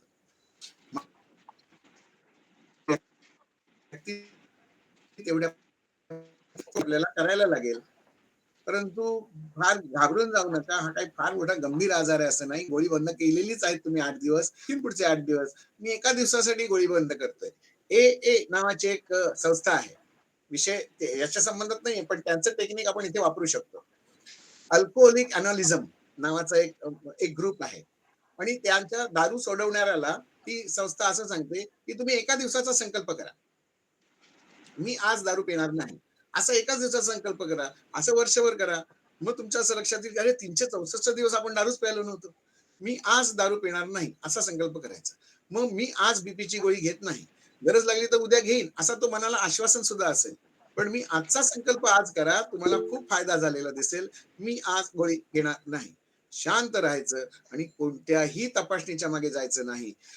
तुमची गाडी गॅरेजमध्ये नेण्यापूर्वी जर गाडीचं ॲव्हरेज चांगलं असेल, गाडीचा ब्रेक चांगला असेल, गाडीच्या लाईट्स चांगल्या चाललेल्या असतील, गाडीचे दरवाजे सगळे चांगले लागतायत, एक्सेलेरेटर चांगलं काम करतोय, अशी गाडी गॅरेजमध्ये न्यायची असते का? नाही न्यायची. आणि जर ती तुम्ही चुकून गाडी गॅरेजमध्ये नेलीत, तर तो गॅरेजवाला काय सांगणार? जरा त्याचं बुशिंग बदला, जरा त्याचं ऑइल बदला, जरा त्याचं टायर बदला, त्याचे लायनरचा आवाज येतोय तो जरा बदलून घ्या, मडगाड जरा खराब झालीत. तो सांगणारच आहे, तो त्याचा धंदा आहे.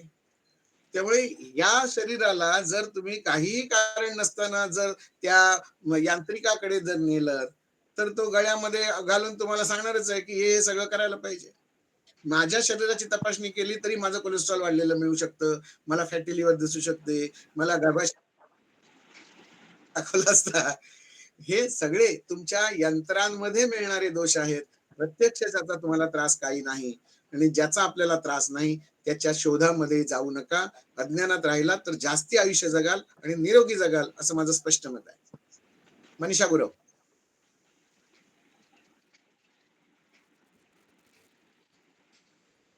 लीला खांडके.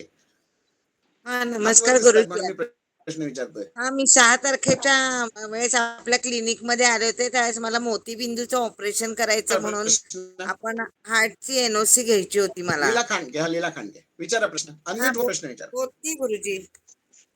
हा मी 6 तारखेला आपल्या क्लिनिक मध्ये आले होते, त्यावेळेस मोतीबिंदूचं ऑपरेशन करायचा सल्ला घेतला होता मी आपला, आणि त्यानुसार मला हार्टच्या डॉक्टरांना दाखवावं लागलं.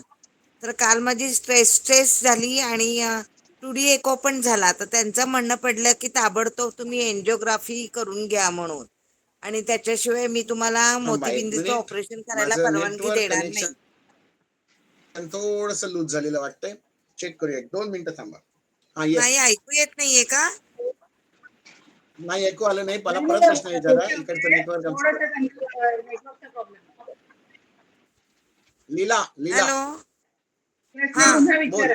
लीला परत प्रश्न विचारा. हा मी 6 तारखेला आपल्या क्लिनिक मध्ये आले होते, त्यावेळेस मला मोतीबिंदूचं ऑपरेशन करायचा सल्ला दिला होता आपण. त्यानुसार मी हार्टच्या तपासणी करता डॉक्टरांच्याकडे गेले होते, आणि त्यांनी माझी स्ट्रेस आणि 2D एको केला, आणि त्यांनी मला ताबडतोब एन्जिओग्राफी करायला सांगितली, आणि ती केल्याशिवाय तुम्हाला डोळ्याच्या ऑपरेशनला परवानगी देता येत नाही असं म्हटले ते. तर मग आता कसं काय, मी अडचणीत सापडल्यासारखे झालंय मला. दुसऱ्या डॉक्टरकडे जा. आता हे तिसरे डॉक्टर आहेत डॉक्टर.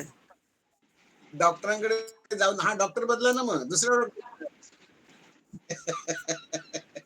दुसऱ्या तुम्ही आता बोलताय, तुमचा जो शब्द आहे, तुमचा जो हो आवाज आहे, हा आवाज इतका खणखणीत आवाज आहे, म्हणजे तुम्हाला 2D एको 3D एकोची काही गरज नाहीये. मी आता इथनं डायग्नोसिस तुमचं करतोय की तुम्ही एकदम फिट आहात तुमच्या ऑपरेशनसाठी, काही मोठा प्रॉब्लेम नाहीये. परंतु कसं असतं, तुम्हाला त्या टेक्निकल गोष्टींमधनं जावं लागतं. नाही तर आजचा कायदाच असा आहे की तुम्हाला हो पलीकडे ना, जाता येत नाही. हे बदलण्यासाठी हा तेच तर सांगतोय मी की आपल्याला म्हणून मी डायरेक्ट बरं. मी डोळ्यांच्या अजून तरी डॉक्टरांच्याकडे पण गेले, तर ते मला म्हटले की हा हार्टच्या डॉक्टरांनी परमिशन दिल्याशिवाय आम्ही नाही करू शकत काही. ते एकमेकांच्या तंगड्या एकमेकांच्या पायात घालून ठेवतात. हाच तर प्रॉब्लेम आहे हो हो की हो आपण सरळ जाताच येत नाही. आपण कितीही सांगितलं तरी ते कागद मागतात. हे इंग्रजांनी ही मेकॉलॉजी जी पद्धत आहे ना, कागदावर जे आम्हाला दिसतंय ते आम्ही धरतो, तुम्हाला आम्ही किंमतच देत नाही. हेच तर सगळीकडे चाललेलं आहे. कायद्याच्या ह्या ज्या पळवाटा आहेत, ह्या पळवाटांचा आधार घेतला जातोय, आणि एखाद्याला नको तेवढं त्यांना सांगा, तुम्ही माझं ऑपरेशन, मी तुम्हाला 5 लाख देते, पण मला ते सर्टिफिकेट द्या आणि माझं ऑपरेशन हे करून टाका, असंच सांगायला लागेल तुम्हाला. त्या हो ना, असं म्हणजे मी हे दोन्हीकडनं अडचणीत सापडल्यासारखी झालीये. हा हो ना, परिस्थिती अशी, ह्यालाच कलियुग म्हणतात ताई, की आपण सगळं एका बाजूने बघत जातो. परंतु आज माझी मजबुरी असं आहे, माझी मजबुरी शब्द वापरतो, की मी आज स्वतः कॅटरॅक्टचं ऑपरेशन करू शकत नाहीये. मी आज हो माझं प्रसूती तंत्र, मी प्रसूतीचे सल्ले देतो, ANC सगळी माझ्याकडे होते, परंतु डिलिव्हरीसाठी मात्र मला दुसऱ्यांकडेच पाठवावं लागतं. म्हणजे सर्जरी असेल एखादी, तर त्याच्यातला मी हो असू शकतो. मी जर अभ्यास केला तर मी सर्जरी करू शकतो. आम्हाला जी डिग्री मिळालेली आहे त्याच्यात मी सर्जनही आहे. पण अभ्यास कमी पडला ना माझा, मी बाकीच्या मेडिसिन मध्ये असल्यामुळे. त्यामुळे मग याला बरोबर. तांत्रिक गोष्टी असं म्हणतात. तर त्या तांत्रिक गोष्टींमध्ये उपाय एकच, आपण आपला जवळचा, अगदी जवळचा विश्वासातला माहेरचा माणूस जर कोणी एखादा डॉक्टर शोधत असलो आपण, तर त्याला गाठावा. गाव बदलून जावं, दुसऱ्याकडे जावं, नाव बदलून जावं, असं काहीतरी करून ते करावं लागेल. आणखीन एखाद्या वैद्यांचा सल्ला घ्या. घाई करू नका अजिबात. तुम्ही ECGच्या आणि त्या EEGच्या मागे लागू नका. अशाच डॉक्टरला जाऊन सुरुवातीलाच सांगायचं की माझं डोळ्यांचं ऑपरेशन करायचंय, मला स्वतःला, मी फिट अँड फाईन वाटते. एक शब्द जरूर वापरा, सगळ्यांनी ऐकून बरोबर. ठेवा हा शब्द, क्लिनिकली असा शब्द वापरायचा. हा हा क्लिनिकली मी फिट आहे, मेडिकली फिट आहे की नाही हे मला माहित नाही, आणि मला मेडिकलीची गरज नाहीये. मी तुम्हाला वाटलं तर बॉन्ड पेपरवर लिहून देते की जर काही माझं बरं वाईट झालं या ऑपरेशनच्या वेळेला, तर माझी तुम्हाला मी कोणत्या, नाहीतरी ते लिहून घेतातच ना, हो की मला घेतात. सगळी जबाबदारी माहिती आहे, ते लिहूनच घेतात. हो असं तर होत नाहीये. मी त्यांना सगळं सांगायचं की मी तुमच्यावर कुठचाही क्लेम करत नाहीये, ब्लेम देत नाहीये. परंतु माझं सरळ साध्या साध्या गोष्टींमधनं आपल्याला जर ते कळत असेल तर त्याला कागदी पुरावे आणि ते ECG आणि EEG इथपर्यंत ठीक आहे. परंतु त्या नको त्या तुम्ही ज्या सांगताय एवढ्या टेस्टची खरं सांगायचं तर कॅटरॅक्टच्या ऑपरेशनला तुमच्या वयाला गरज नाही. डॉक्टर बदलून बघा, एखादा नवीन डॉक्टर शोधून बघा. नाहीतर मी तुम्हाला मला वैयक्तिक कळवा, मी तुम्हाला एखाद्या दुसऱ्या गावातल्या एखाद्या ऑप्थॅल्मॉलॉजिस्टचं नाव सांगू शकेन. बर बर, चालेल चालेल. शरण नमस्कार. शरण्या आणि कोण प्रश्न शरण्या शरण्या शरण्या. शरण्या अनम्यूट व्हा आणि प्रश्न विचारा.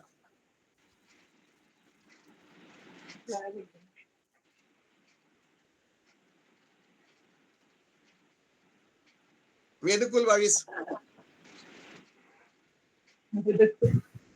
नमस्कार सर, मंगेश कुलकर्णी.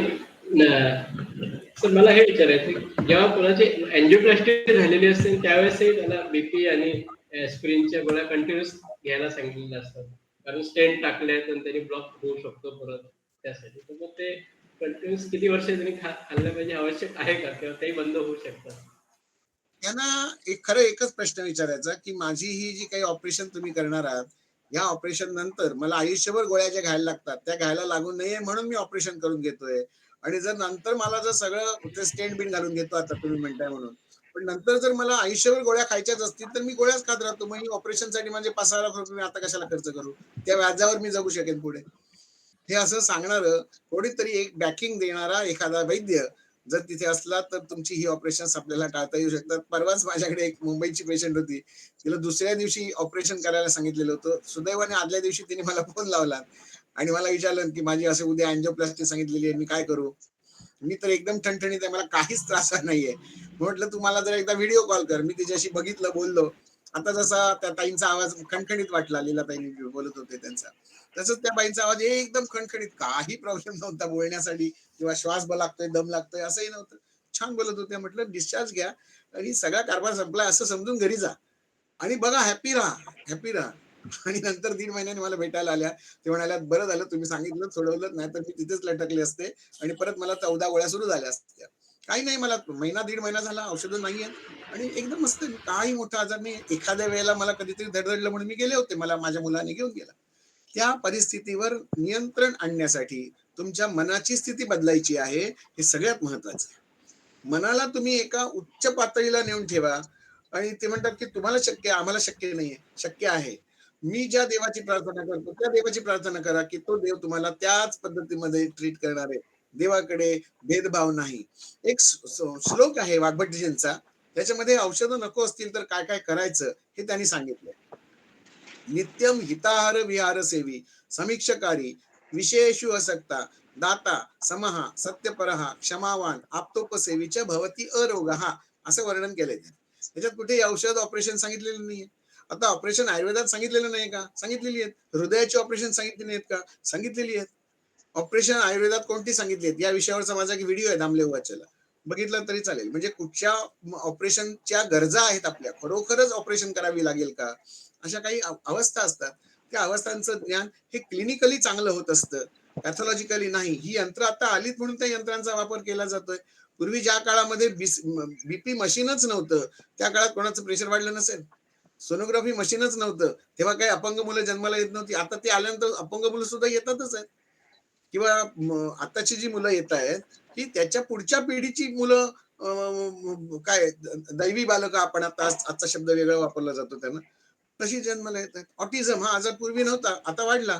कारण एका बाजूने तुम्ही एक रोग कमी करताय पण दुसऱ्या बाजूने दुसरे रोग वाढतायत, याकडे मात्र दुर्लक्ष होतंय दुर्दैवाने, हे खरं आहे.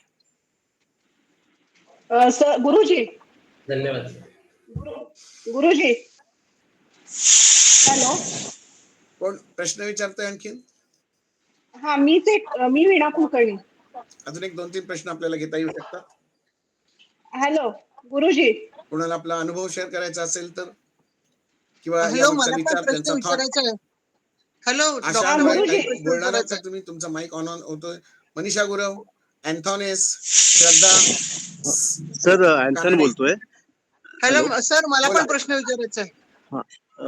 एक मिनिट. मी साधारणतः Unmute होऊन बोला. 2015-16 ला मला BP हा हॅलो. मला 2015-16 बीपी आणि शुगरचा त्रास डायग्नोज झाला होता. त्यानुसार मी 18-19 पर्यंत गोळ्या घेतल्या होत्या व्यवस्थित, आणि 19ला मी असंच तुमचा व्हिडिओ बघून सगळं बंद करून टाकलं. त्याच्यानंतर मी अजून तरी कुठलीही गोळी घेत नाही, ना शुगरची थोड़ा ना सबर बीपीची. करो. Your lost your connection. Your connection hello, माझा आवाज येतोय? दिसत नसलं. डॉक्टरांच्या हा, कनेक्शनचा काहीतरी इश्यू होते. एक मिनिट थांबा.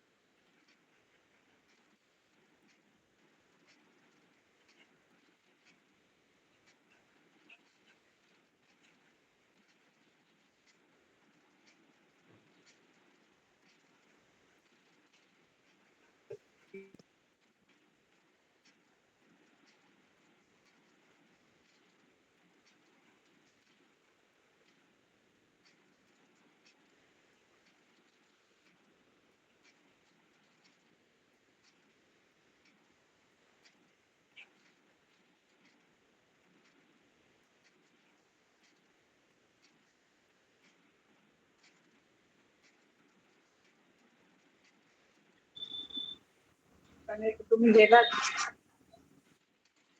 नाही, पण व्हॉट्सअप लागलं तेच मला कळत नाही.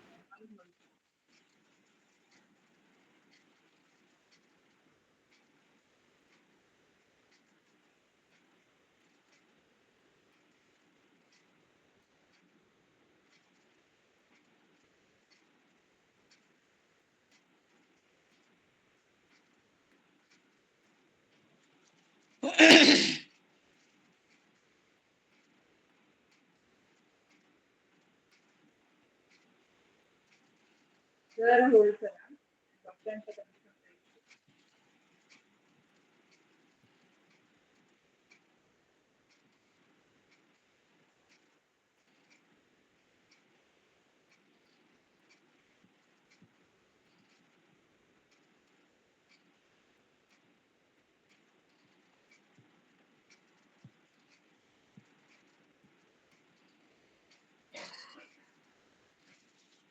हा, बघतो. Yes yes yes yes. Hello doctor, कुठे गेले हे? एक मिनिट डॉक्टरांचं जरा गोंधळ आहे आणि इंटरनेटचा issue. जरा थांबा. होतंय join.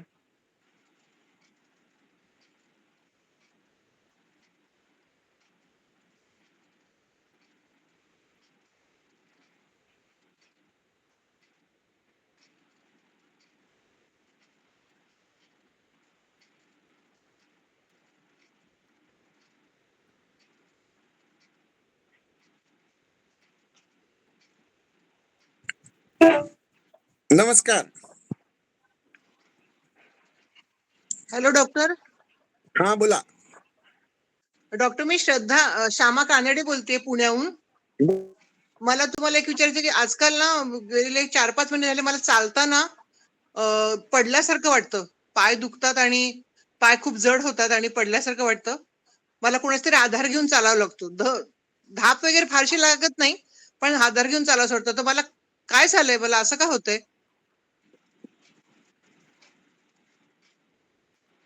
बघायला हॅलो. हा, मला वैयक्तिक मेसेज करून ठेव मला व्हॉट्सअपला. ओके, करते डॉक्टर. हो, आपला तो ग्रुप आहे त्याच्यावरच का तुमच्या पर्सनल व्हॉट्सअपवर करू?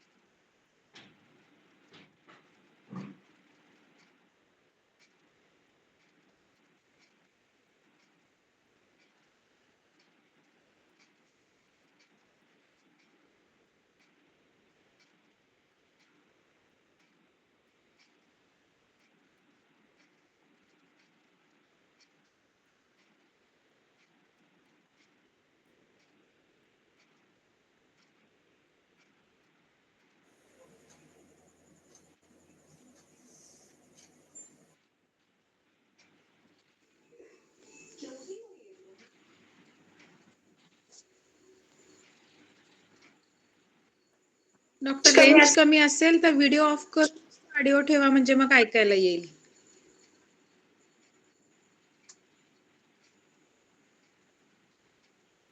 डॉक्टर नाहीच आहे, कट झाले ते पण सांगते मी त्यांना. हा, त्यांना व्हिडिओ ऑफ करायला सांगा म्हणजे मग आपल्याला ऑडिओ ऐकायला येईल. आहेत डॉक्टर समोर दिसत आहेत आपल्याला.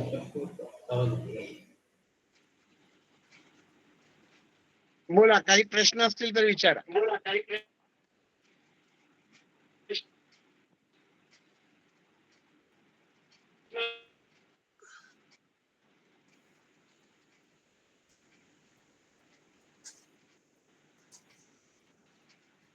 हॅलो डॉक्टर, तुम्ही मला मेसेज करायला सांगितला तर आपल्या ग्रुपवर करायचं का तुमच्या पर्सनल व्हॉट्सअपवर करू, फोनवर? पर्सनलला करा. Okay okay. विचारा, कोणतरी प्रश्न विचारत होतं. मी माझा व्हिडिओ ऑफ ठेवलाय. विजय गुप्ते, तुमचा हात वर दिसतोय. हॅलो गुरुजी, माझा आवाज येतोय? येतोय, बोला. हा येतोय, बोला. हा, सप्टेंबर ऑक्टोबर मध्ये आपल्याकडनं ट्रीटमेंट घेतली होती. ऑक्टोबर नोव्हेंबर आणि डिसेंबरला मी US मध्ये. पण आपल्या शब्दांवरती जी ताकद आहे, शब्दांमधल्या ताकदीवर प्रमाणे मी आज 4 महिने झाले एकही गोळी, म्हणजे मला युरिन मधनं प्रोटीन पास व्हायचं म्हणून मी तुमच्याकडे आलो होतो. शुगर, BP, ते काय ते हे सगळे 5-6 गोळ्या होत्या अशा. तर मी आता एकही गोळी न घेता व्यवस्थित आणि मस्त एकदम राहतो. ऑफकोर्स US मध्ये असल्यामुळे मेडिकल टेस्ट तिथे करणं इतकं इझिली नाही आहे, म्हणून मी टेस्ट पण करत नाही. घरामध्ये इक्विपमेंट आहेत तिथे, पण तरी मी त्याच्यावरती तुम्ही सांगितल्याप्रमाणे ना BP बघत ना शुगर बघत आणि मस्त राहतो. आणि त्याच्याबद्दल मला खरोखर तुमचे धन्यवाद मानायचे होते, म्हणून मी हा खास कॉल केला. थँक्यू. आणि दुसरं एक, मला ना सर माझ्या मुलाबद्दल एक विचारत होतं. 2 मिनिटात विचारलं तर चालेल? माझा मुलगा कॅनडा, मुलगा माझा कॅनडामध्ये, आणि तो इंडियामधनं जाताना म्हणजे 20 मध्ये तो इंडियातनं गेला होता.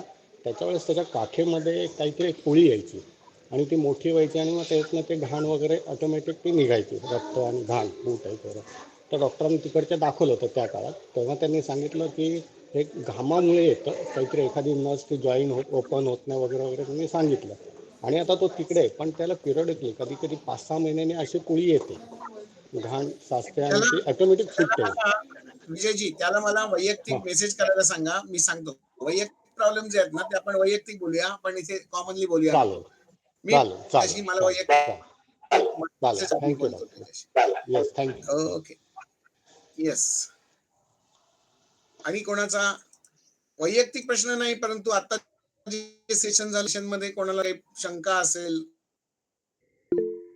किंवा मनात भीती असतील, पुढे हॅलो हॅलो हा, हॅलो. वीणा बोला. हा गुरुजी, शेअर करायचा बोला, मला ऐकायला अनुभव येतंय, आपला. हा, तुम्ही जे लोटांगण आणि बोल ना, प्रदक्षिणा बोल. सांगितलेलं ना मला, लोटांगण आणि प्रदक्षिणा सांगितलेलं ना, हो, तर त्याचा खूप उपयोग होतोय. छान, खूप चांगला आहे. खूप उपयोग होतोय ते. हो हो हो हो.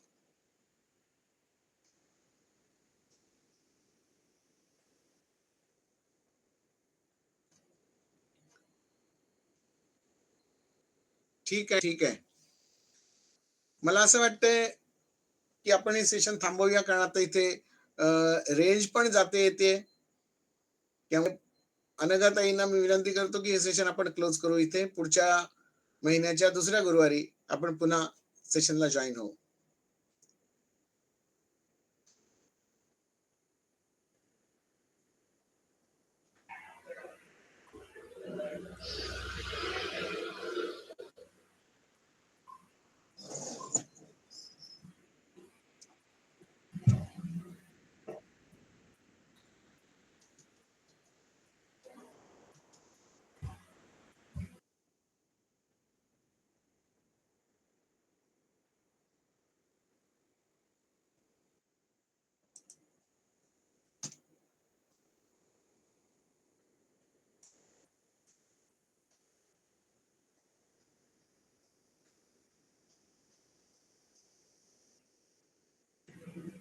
धन्यवाद गुरुजी, छान माहिती दिली.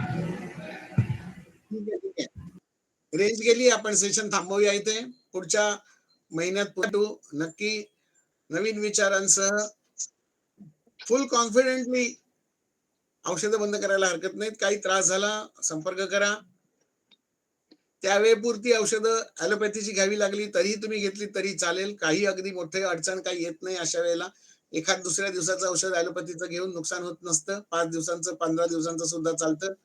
पण कंटिन्युअस औषधं, मरेपर्यंत औषधं, ही जी काही ॲलोपॅथीची संकल्पना आहे ती मात्र गडबड करणारी आहे. त्याच्यावर आपण लक्ष ठेवून आपलं आरोग्य चांगलं ठेवण्यासाठी ईश्वराकडे प्रार्थना करूया. धन्यवाद. अच्छा.